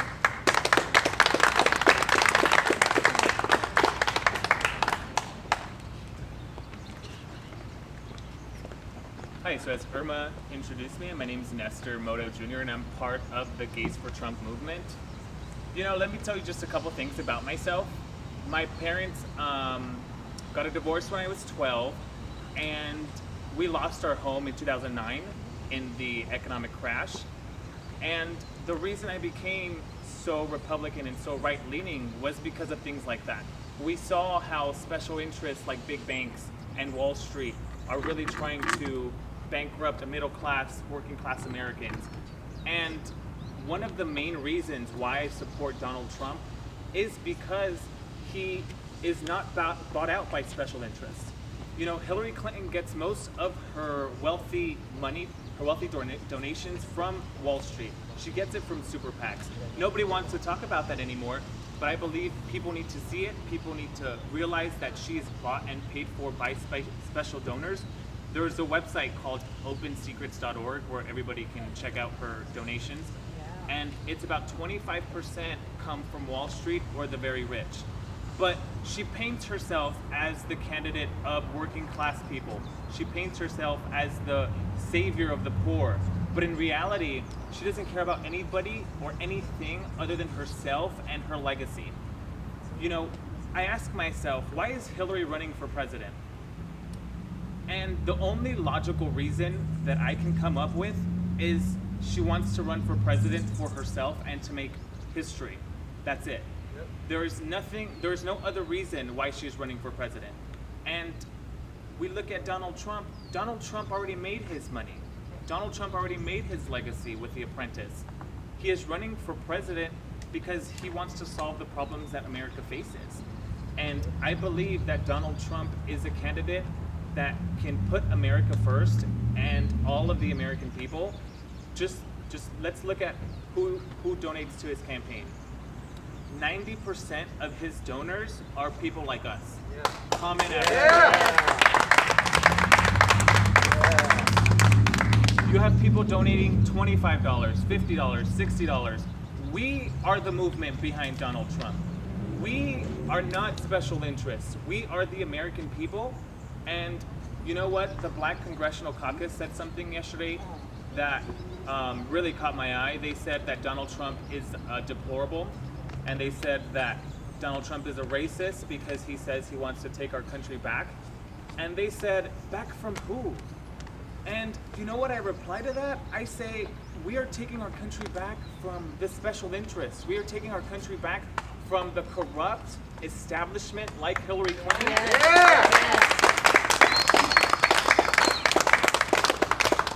Because they have done nothing more than bankrupt our country. They have done nothing more than given us the problems that we face today.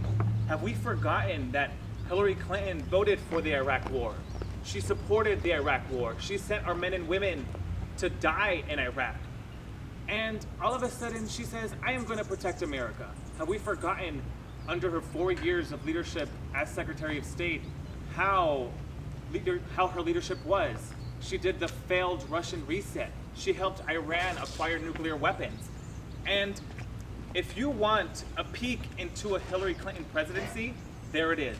That is how she will lead, and it's all failure. I think that Donald Trump is the candidate that we need today because he has spoken to a vein in the American people that we are tired of the same thing. We are tired of the same corrupt establishment that puts themselves first. They don't put the American people first. Donald Trump does. Donald Trump stands for America. He doesn't want to create a globalist society. He wants to make sure that America is first, and that is what we need. We need a candidate that finally stands up for us. Doesn't stand up for, you know how people call it, the alt-right or the fringe communities of America. No, he stands up for everyone. And as a gay Latino supporter, I believe that it's crucial that people like us come out and say we support Donald Trump. Yes.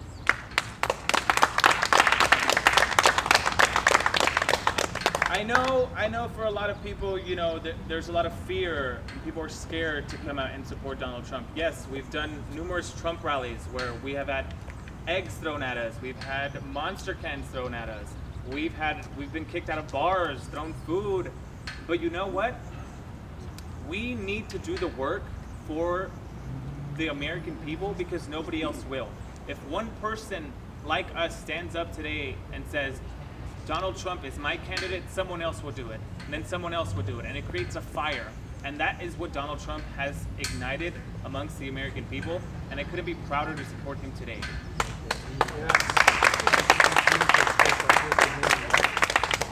Liberals love to say that Hillary is for gay rights. They love to paint her as a savior. And you know what? She is nothing more than a flip-flopper. She has done nothing for any minority community other than control them. Have we forgotten that only 3 years ago she just said, I'm for gay marriage?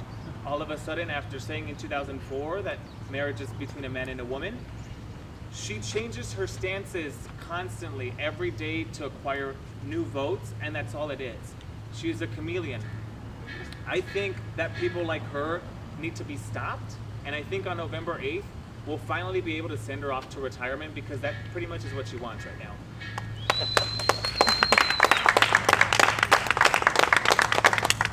And another thing that people need to see is the fact that if we don't have a candidate that isn't physically capable of doing the job as president, then why is Hillary still in the race?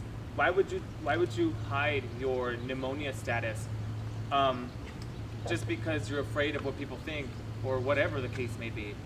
But I think when she wants to hide things like that, like her health and other secrets that she has, I think she puts all of us at risk. I think that she has the interests of herself and her wealthy donors. She does not care about anybody else other than herself. And I think people are starting to see that. And I'm glad people are starting to see that because our country is waking up. Our country is at a moment right now where we have the American people fighting against special interests. That is the battle today. It is not big oil versus big money from environmentalists. No, it's the American people fighting against special interests. We are fighting to take our country back. And I think that these next couple months will be crucial because Hillary will be exposed once again as a fraud. She will be exposed as a liar. and she will be exposed as a panderer. She has done nothing, absolutely nothing. And I've asked people on this. What has Hillary done in her 25 years of public service that qualifies her to be president? No one can come up with an accomplishment. And I'm only 21 years old. I'll be 22 in a couple weeks.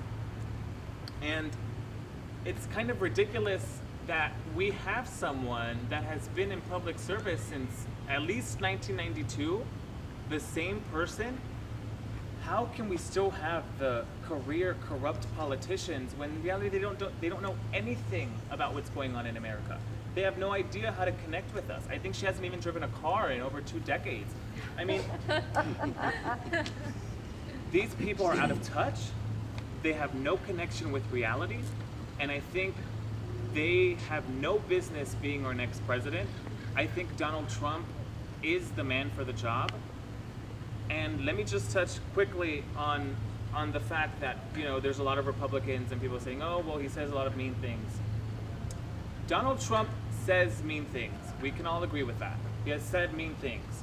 But Hillary has actually done mean things. She has actually voted for those things. That is the difference. That is the difference between this election. I think that she has a track record of failure. She has a track record of division. She has a track record of hate. And I think that people like her have no business running for president. I really have no idea how she even survived the primary without rigging the system. It's people like her that fuel the corruption in our society. And we have finally woken up and said, enough is enough.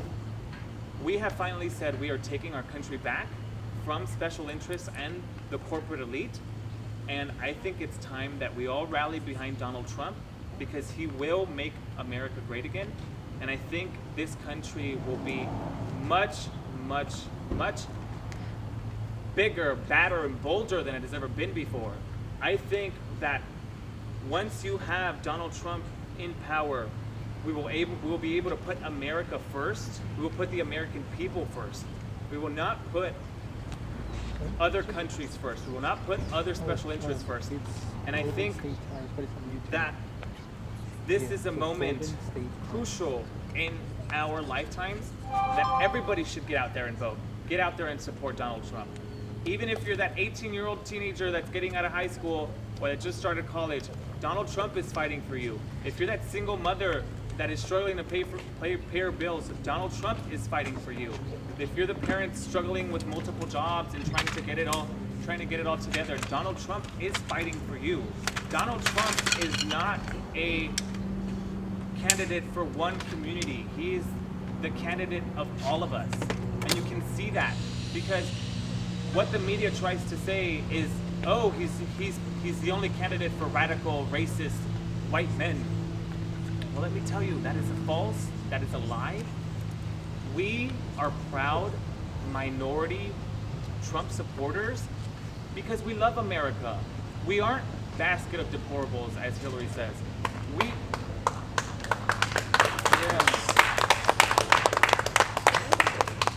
We are proud Americans that value our country. We want to be safe. Has anybody talked about the fact that the Orlando massacre that occurred in June, 75% of those victims were Latino? Has anybody said that? Have liberals talked about that? No, they just wanted to paint that as a gun issue. Well, let's just say one thing. Guns don't kill people. People kill people.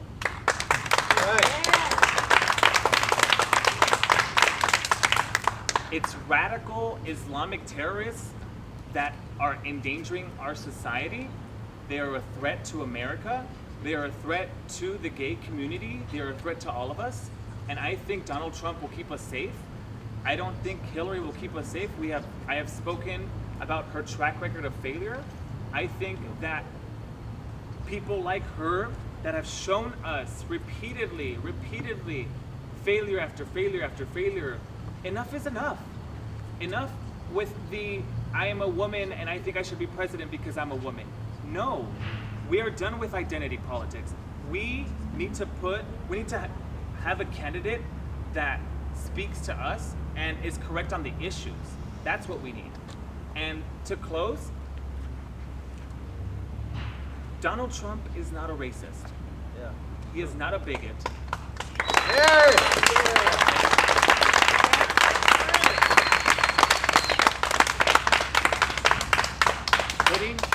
Putting America first is not racist.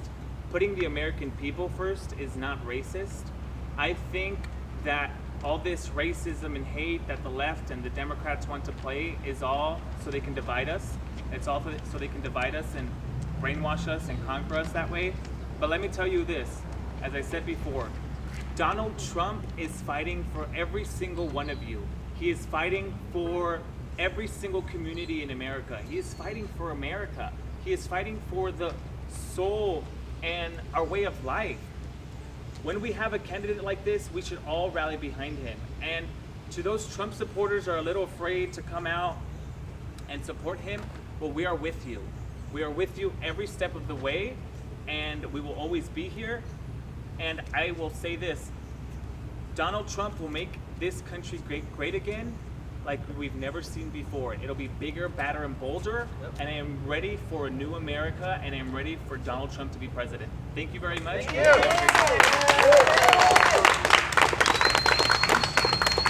All right, so now who I'd like to bring up to the podium is Dr. Estela Snyder, who is the co-chair of Latinos with Trump.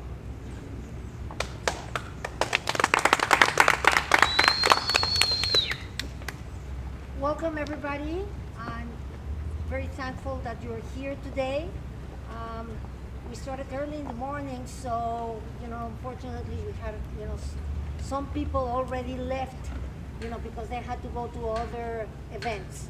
But anyway, what is important is to voice our opinion, because we live in a democratic country, and to express our ideas and educate the people of America that think that we deplorables, basket of deplorables, that we support Donald Trump, are ignorant, uneducated, dumb.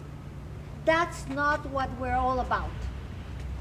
We're people that we care for our country. I myself, my name Dr. Stella Snyder, I was born in Mexico City. I'm a first-generation immigrant. Actually, I'm a first-generation Mexican. Both my parents were immigrants. My father came from Lithuania. He lost most of his family except 3 siblings in the Holocaust due to Nazi Germany. Mexico gave him a home, a place to be safe. My mother's family came from Greece and Turkey. So basically, I am multi-ethnic, if you will. I'm Jewish and I'm Mexican. Both my children were still born in Mexico City. We moved here because of feelings of unsafety in a country that I loved, but that unfortunately a lot of kidnaps, a lot of situations were starting to happen in which people felt unsafe. I wanted my children to grow in a place where they could fulfill their dreams as well as us. We came here legally, my husband and I, and then we applied for our papers.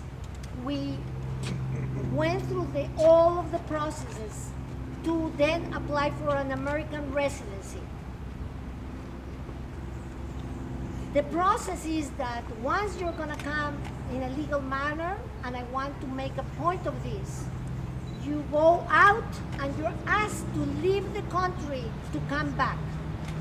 Which brings me to point number 10 of immigration policy of Mr. Donald Trump.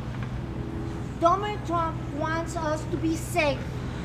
Donald Trump wants to establish law and order.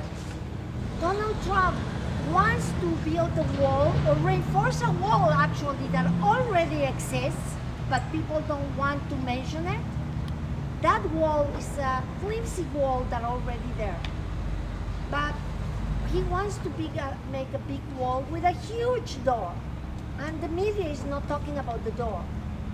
Donald Trump wants all immigrants from all countries, all ethnicities, all religions to come into this country, but to come in a legal, documented way. So that's one of the reasons why I support Mr. Donald Trump. I want to talk about another thing. A lot of times people are saying that Mr. Donald Trump and the Republicans, we are not only racist, bigots, xenophobic, and they compare Donald Trump to Nazi Germany, to Hitler. Well, I have something to tell you. He's definitely not a racist, not a bigot, not a xenophobic.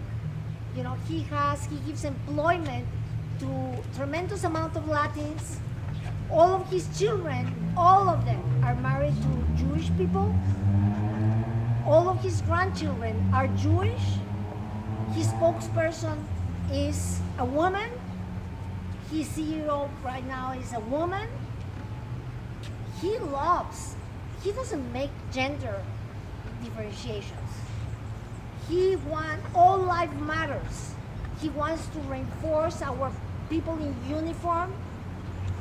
He wants to protect our veterans. He wants so many things that make sense.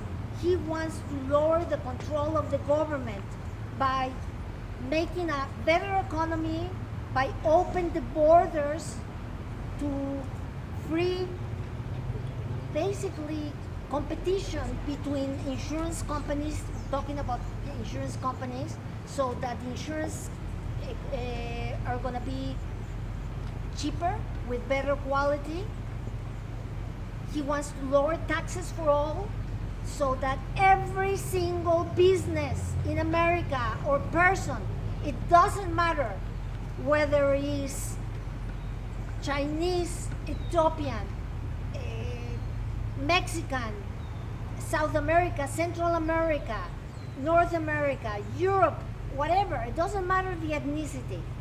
Americans, white Americans, black Americans, everyone to be respected and honored so that they can thrive and prosper in this country, and so they can have their business in every single corner of the United States of America, all across America.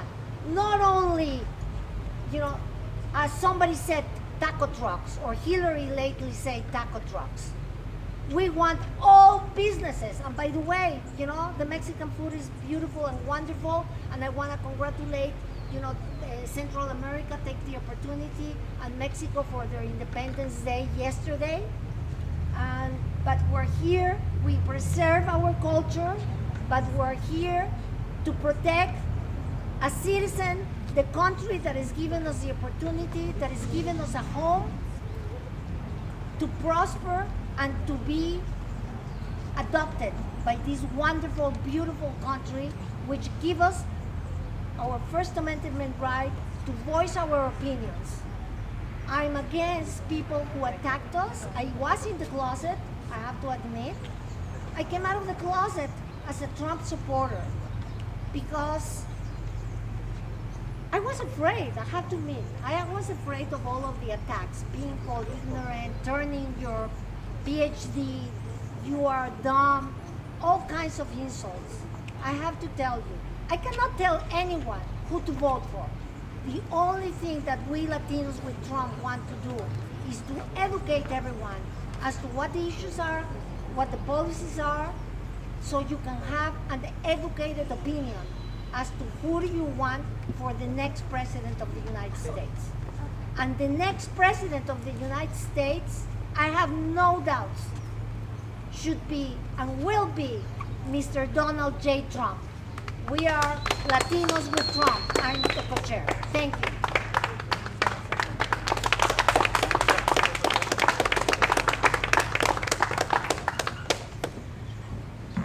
bring now one of the Latinos, the Trump advisors, Miss Irma. Come up, Miss Irma.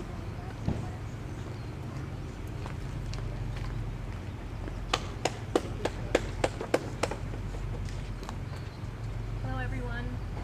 Welcome. Thank you so much for being here today as we unite in our support for Trump on Citizenship Day. My name is Irma Hinojosa, and I'm a Hispanic American Trump supporter. The reasons I support Trump are many. I agree with his policies and acknowledge that we have some serious problems that can no longer be ignored. Trump has policies that will improve the economy, create jobs, stop illegal immigration, reform education, reform healthcare, and fix the VA for our veterans. There are many issues facing our deteriorating economy today. The truth is that median household income has declined since 1999 and has stagnated across all income levels. Reduction in income levels and loss of jobs have adversely affected our economy, leading to increased inequality. We are in a critical point in our economy which needs a complete overhaul. We must put policies in place that help our small businesses and entrepreneurs succeed and flourish. Workforce participation is at an all-time low, with fewer working-age men and women in the workforce. Per capita income for the U.S. is reduced. Trump has the proven business record and experience to achieve this task. Out of 515 companies, 4 filed for Chapter 11 because they needed to be restructured. That's a 99% success rate. Trump has the policies to do what is right by all Americans. For example, his tax reform plan, he wants to simplify taxes for everyone and streamline deductions, lower taxes for everyone, making raising a family that much easier for working families, reduce dramatically the income tax, and simplify the income tax from 7 brackets to 3 brackets, exclude child care expenses from taxation, limit taxation income to 15% for every business. He wants to make our corporate tax globally competitive, and the United States the most attractive place for everyone to invest around the world. As far as regulations, regulatory reform is what we desperately need. We need a temporary pause on new regulations and a review of previous regulations to see which need to be scrapped. Require each federal agency to prepare a list of all regulations they impose on American businesses and rank them from which one is the most important to least important and least critical. Remove the bureaucrats who only know how to kill jobs. Replace them with experts who know how to create jobs. And as far as trade, we need good trade negotiations. We need to renegotiate NAFTA, withdraw from TPP, China as a currency manipulator, apply tariffs and duties to countries that cheat and continuously cheat us, the United States, direct the Commerce Department to use all legal tools to respond to these violations. On complete contrast, Hillary Clinton will raise taxes on the middle class. She admitted she will raise taxes on the middle class. She will raise them by 1.3 trillion, leading to 300,000 lost jobs and lower wages. Hillary Clinton will increase spending by a minimum of 3.5 trillion and increase regulations. Hillary Clinton is a globalist, supporting almost every major job-killing trade deal. She has admitted to raising taxes on the middle class. This is something that we desperately do not need. We need to lower taxes for everyone. We, as Americans, must be honest with ourselves and realize that the current political system has failed us. In fact, trust in politicians has never been lower. Americans are understandably frustrated with the U.S. political system. Independents now account for 42% of Americans, a greater percentage than that of either major party. With Trump, we have the unique opportunity to elect an outsider, someone with actual executive experience to reform our ailing economy. Trump is right on illegal immigration and sees the reality of the billion-dollar crime-infused problem. Trump is right on healthcare. We will be allowed to buy health insurance across state lines, which by default will make it more affordable. With Trump, we will bid out purchases of medications, which would save billions per year. It's outrageous that we are not bidding out this billion-dollar purchase as we speak. Trump will reduce taxes and close corporate loopholes. Trump wants to reform education and end the inefficient Common Core and allow anyone to go to any school district. Trump respects the Constitution, including the First and Second Amendment, which is extremely important, especially in this time, this day and age, where everything is offensive. We need to stop that offense culture. Trump, he has done more for our honorable veterans who fought for this country than our current President Obama. Hillary Clinton and Obama promised that they would end the widow tax that taxes the benefits of our military widows. Lincoln stated in 1865 that it was the responsibility of government to care for him who shall have borne the battle and for his widow and children. They failed. They failed to comply with this promise, just as they have failed every single American with their disastrous policies, especially when it comes to foreign policies, which has led to the rise of ISIS. Trump wants to increase funding for the military, which will completely and totally destroy ISIS once and for all. Trump has been right about foreign policy. He is the first candidate that we have had in many years who is being brutally honest with the American people about these hard issues that need to be recognized. We need to recognize that these problems exist, and we need to recognize that Trump is a leader who is willing to do what is right by the American people. He is self-funding his campaign with no political or corporate influence, and he has gotten this far even though the whole establishment and the media is against him. We see this every day. We see how they continuously attack him and attack his supporters, which is completely unfair and wrong. This is no easy feat to have done this. He will find the best people for each aspect of our government and get rid of all the wasteful spending that has been happening for far too long.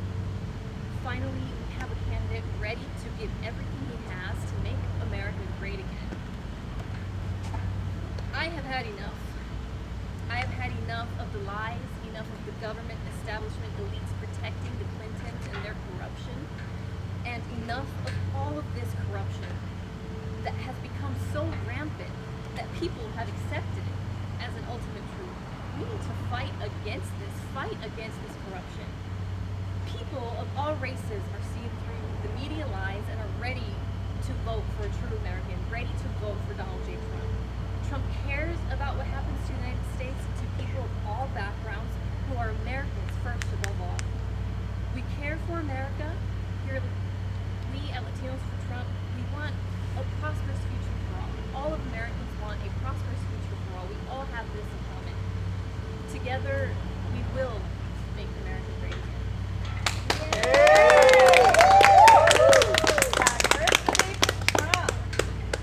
Next, I'd like to introduce our chair, Jorge Herrera.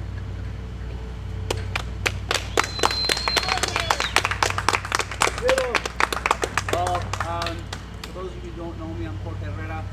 I'm the national chair with Latinos with Trump, and I'd just like to take the campaign for recognizing us to speak on behalf of them on Hispanic support. But in reality, I'm just like everybody else. We wouldn't be where we are without, quote, the advisors, but they're more than advisors. They're actually directors, and they're putting in amazing work, amazing time. Very grateful for them, and actually very grateful for the support. We know our voices are heard worldwide. We're getting comments from East Coast, Middle America, South America. People are listening, and our message resonates. So thank you guys for the support out there, and thank you to the amazing team that we have. We wouldn't be where we are without you guys, and we're really grateful. Thank you. So anyway, just to make this really quick. We're facing a really challenging time in our history right now. If you don't see what's going on with the collusion between the media and the Democrats, it's time to wake up. Our goal is to reach out to the moderate voters and the independents, because we know we're never going to change the left, and we're never going to change the so-called never Trump. They're irrelevant. But people listen, and we have to pay attention to what's going on, because if you can see how they're conspiring in front of our face, can you imagine the conspiracy they will do behind our back when they have the power? But they will never have the power, because the power lies with us, the American people. And on November 8th, we're going to use our voice and we're going to elect Donald Trump. I guarantee it.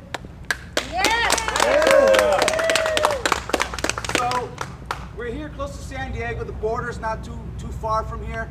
And I want to reach out and talk to these Hollywood, I want to call them morons. I'm not going to be politically correct, because they honestly don't think about who they're supporting. You got people like Katy Perry, Justin Timberlake, all these Hollywood people supporting this candidate. She's completely corrupt, and my pet peeve is that she doesn't stand for Americans. She doesn't stand for women. She doesn't stand for anything. She doesn't stand for gays. She doesn't stand for Hispanics. And the prime example, and why I bring up Hollywood and their brainwashing and whatever the hell they do, they don't know who they're supporting. Like my colleague said earlier, Saudi Arabia alone has given her over $25 million. If Hillary Clinton really cared about women, if she really cared about gays, she would give that money back. She's a complete hypocrite. She does not stand for us. She stands only for her and her globalist causes, and we've had it. And our goal here, Latinos with Trump, is to expose her and the Democrats. They have done nothing for anybody, specifically Hispanics and African Americans and the middle class. Look at the statistics. Our wealth is down, home ownership is down, and the only people that have benefited in the last 8 years is the top 1%. Now think about this. $10 trillion we've increased our deficit. Why is there 10 to 12 million more people in poverty?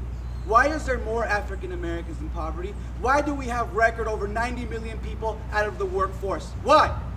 $10 trillion. We have thousands of veterans that aren't taken care of, thousands of children in poverty. So think about it, guys. The Democrats and the establishment Republicans have done nothing for any of us. And it is time to change that. And I guarantee you, Donald Trump is the one who wants to help Americans out. Bottom line, as a Hispanic American, we back him 100%, because you know his record speaks. When Hillary Clinton's record is completely corrupt, incompetent, and she's done nothing for anybody. Look it up. Stop listening to CNN and MSNBC and Fox News, because they are completely part of the system, as you have seen by the WikiLeaks email releases. They're working together. They're playing you guys. They're playing minorities. They don't care about you. They only care about them. So, going back to the Hollywood types, we have a completely open border. In 5 states, which I believe is California, Texas, New Mexico, and there's 2 other ones. Arizona, over 38% of murders are accounted to illegal immigrants. I read another article. There's been over 3,000 murders in Texas alone. Guess by who? Illegal immigrants. So I don't really care about the tough tone that Donald Trump is using. I care about the reality behind his statements, and we have to fix these problems, and Donald Trump is the only one who is not bought and controlled and who will make a difference, and he has the leverage of the American people to make it happen. Hillary Clinton does not. She has the leverage of donors. That's it. She's going to answer to donors. She's not going to answer to the people. Even Barack Obama said it. She's going to say whatever she wants to get elected, and her record proves that. So, back to the Hollywood thing, the open borders. We got drugs spilling over, criminals spilling over. It's a fact. And you Hollywood types want to sit there and support a candidate who wants open borders, when an open border only exploits the middle class and the illegals themselves. An open border breeds the narco trafficking violence. In Mexico, we've lost over 160,000 people to narco wars. We don't hear Jorge Ramos defending our people over there. My people, my culture is being murdered, and nobody's fighting for it. And our culture over here, our people are being murdered, and nobody's fighting for them but Donald Trump. Yes! So it's really time. I don't care about the tone, like I said. It's about the reality. So Hollywood, why don't you grow up and realize we have problems that we gotta fix? In 2014, we had over 1 million people come here legally, and the majority of them were Mexican nationals. That is a fact. So don't give me this racist BS, because Donald Trump is not a racist. He has fought for minorities his whole life. Jesse Jackson himself is praising him with the Rainbow Push Coalition. He's got minority executives, minority employees. He has done more for minorities than Hillary Clinton will ever do, and that's a fact. Stop believing the media lies. They are working against the American people. I guarantee it. I've done the research, and I encourage you to do your own research. Do not be told what to believe. Inform yourself on what to believe, and you will see the truth about Donald Trump, and he is the best choice for the United States of America. So, people wonder why I'm so passionate and why, we put ourselves, our names out here. We're just average citizens, okay? We're volunteers. We're self-funded ourselves. We don't have a lot of money, but everybody wants to say that I'm paid, you're bought and sold. I was on Spanish radio with Estela, and they're saying that I'm paid for. I'm not paid for. I love this country, and I'm giving my time because we want to serve as an example that it is okay to support Donald Trump. It is not racist. It is not xenophobic. It is not bigoted. It is the right thing to do, to use your voice when we have lost millions of souls, to give you the right to speak freely and not be afraid. The left will never intimidate us. You will never silence us. And we're going to go out and vote on November 8th, and you will not stop us. And for those who do not want to support publicly, like one of us said earlier, we stand with you guys. We will be your voice as Donald Trump is the voice for America. We are here for you, and we are here for our country. Yeah. So, the point is, just to make it short, we're going to lose our country. We want to bring in, not we, the Democrats want to bring in more refugees on a 500% increase. When Pew Research and other research firms are showing that, yes, we know that not all Muslims are bad people, but when you look at what 3 people did in San Bernardino and Florida, they killed lots of Americans. And to want to bring these people in without an unchecked process is absolutely insane. Saudi Arabia themselves stopped bringing in refugees in 2014, and guess what they cited? Risk of terrorism. So there's no xenophobia, there's no bigotry in wanting to defend our country and put Americans first. It's going to cost billions of dollars to bring these people in when we have thousands of veterans who are not taken care of, and we have thousands of homeless, millions of homeless who are not taken care of. It's time to put America first, and there's nothing wrong with that, guys, and that's why we stand with Donald Trump 100%. So anyway, you can see I'm a little bit worked up because this means a lot to me, it means a lot to us. We gotta really fight for our country, guys. So we're asking on November 8th to really get out there, get your marching boots on, talk to your families, talk to your friends, talk about politics. We've been conditioned not to talk about it, to keep the status quo going. Talk to your friends, and then you'll find out if they're really your friends, because I have friends that we disagree with, and that's it. We disagree and we're friends. I've lost friends, but that's okay, because I believe in this, and we have to spread the truth. And we have to do it, guys. It's important to get out and vote on November 8th. So real quick, according to Hillary Clinton, half of us are deplorable. Half of us are racist. I don't see any racists. I've been to 2 Trump rallies. Not 1 ounce of racism have I seen. I've seen beautiful diversity, beautiful people. So how dare you, Hillary Clinton, attack me? It's actually pretty racist that me, as a Hispanic, you think that I'm racist for supporting Donald Trump. And I'm here to tell you, something, America, the real racists and the real bigots are the Democrats and Hillary Clinton.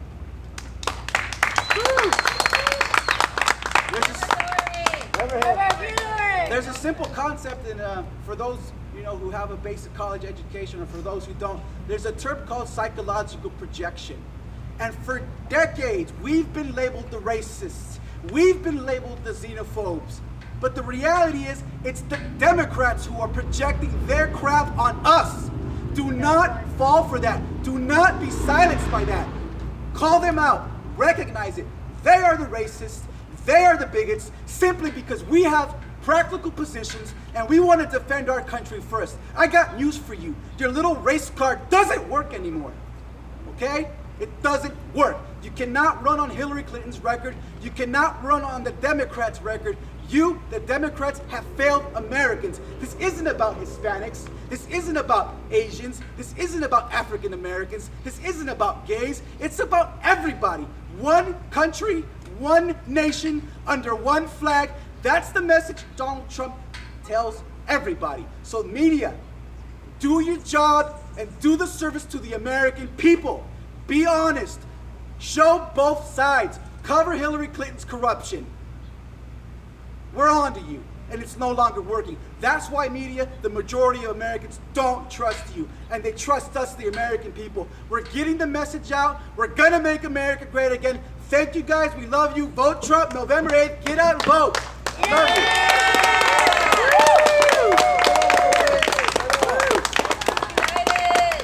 All right, so next I'd like to bring our San Diego advisor for Latinos with Trump, Ms. Jimena.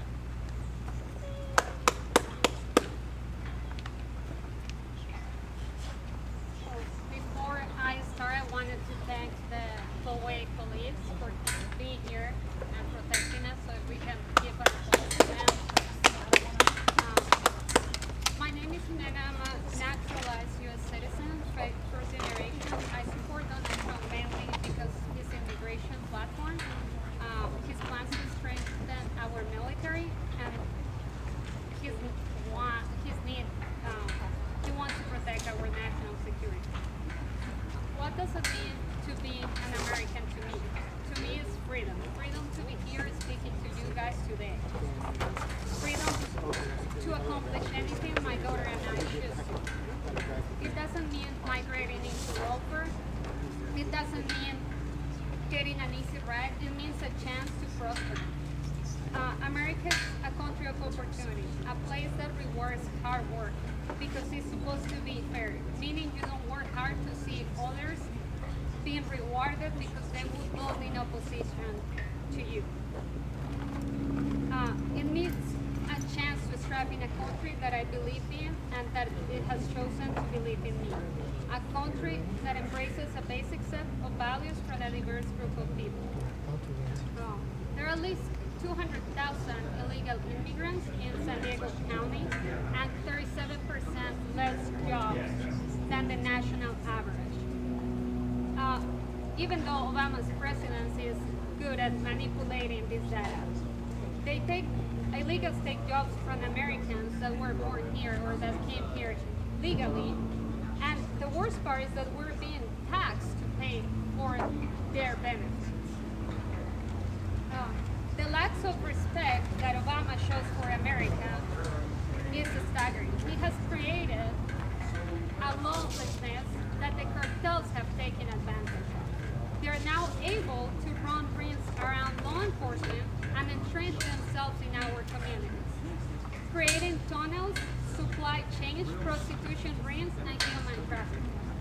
Obama has in fact made it easier for people to come in. And these kids and women that are coming here are getting raped, kidnapped, or killed.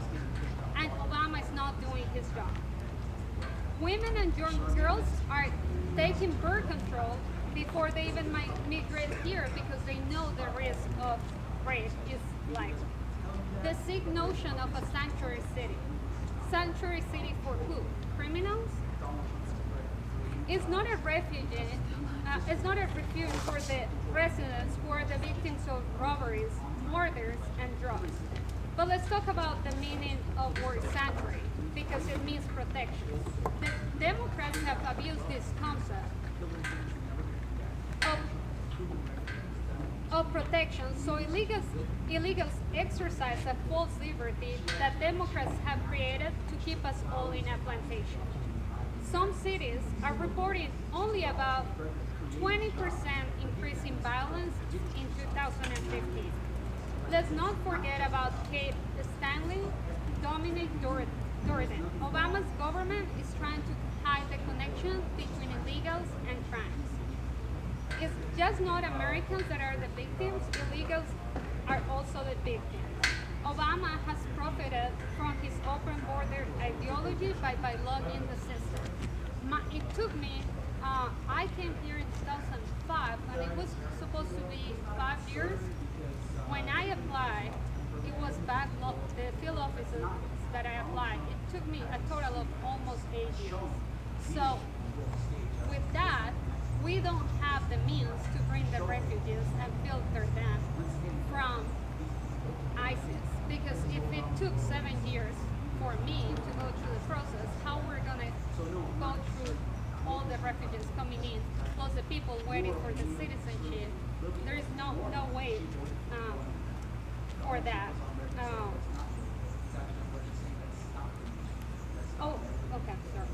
It's not.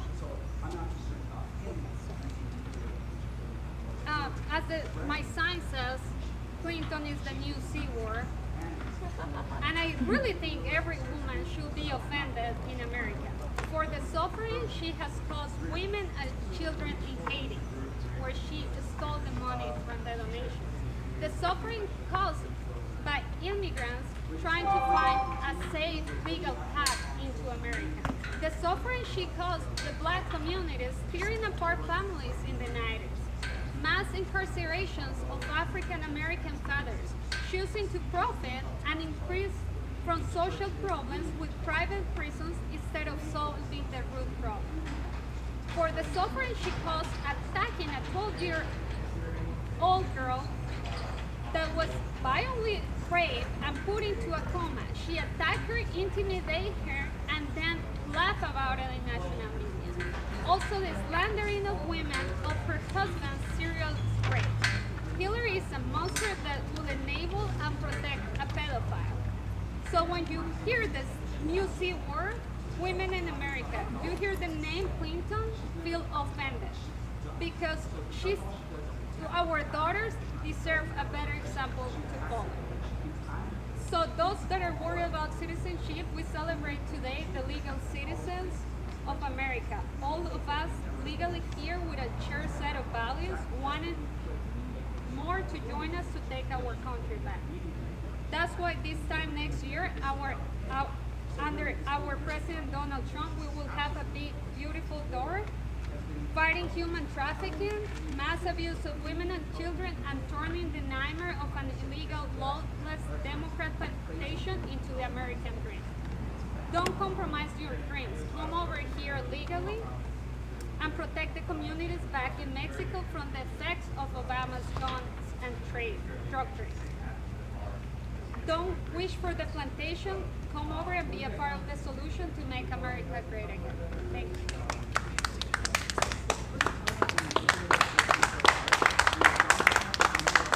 All right, everyone. Thank you. This concludes our event, our rally here in wonderful Poway, California, underneath the greatest flag in the world. So thank you for coming out. Thank you for Jorge, the Latinos with Trump founder, for coming out and speaking.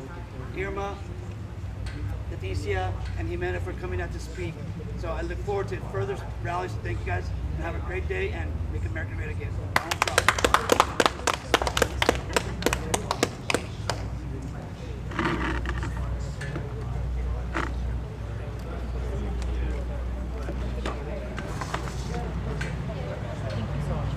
No problem.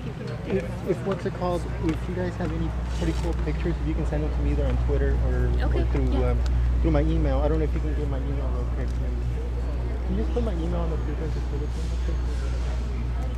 Countdown 10. Countdown.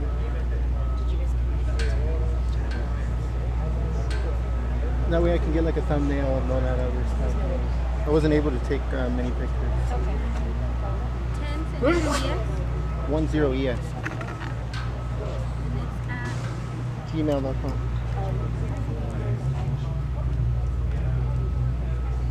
Yeah.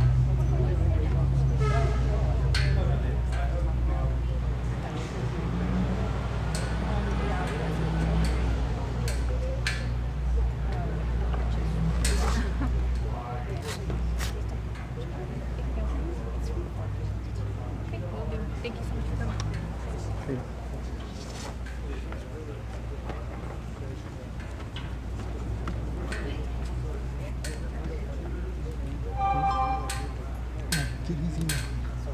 I'm gonna need it for the sound.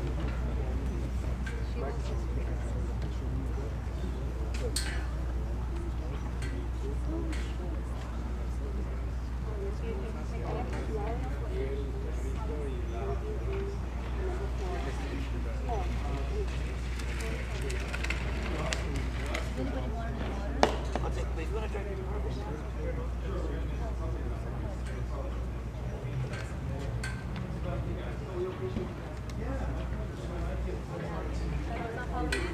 Thank you very much, everyone. This concludes our rally from San Diego, California.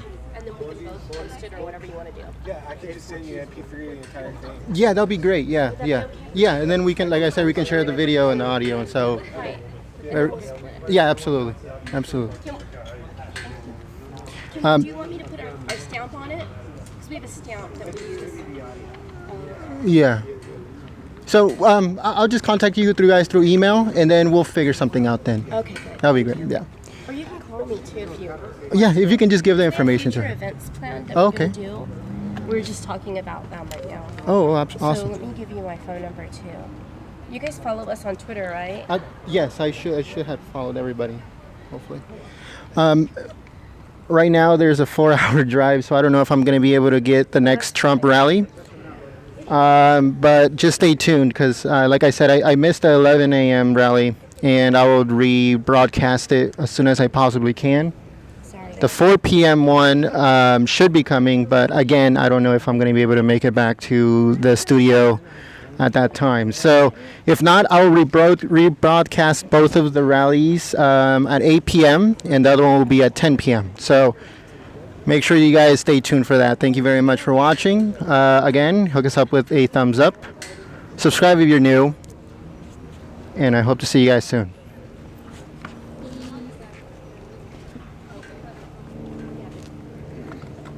What's your channel? What are you broadcasting from? I'm sorry? What's your channel on Oh, YouTube? it's Golden State Times on YouTube. Coming from San Francisco. Oh, you're coming from San Francisco? How are you? No. I'm coming from Ventura. Okay. The Ventura area. How are you? I know the name, and it sounds like it. Yeah. Yeah, but no.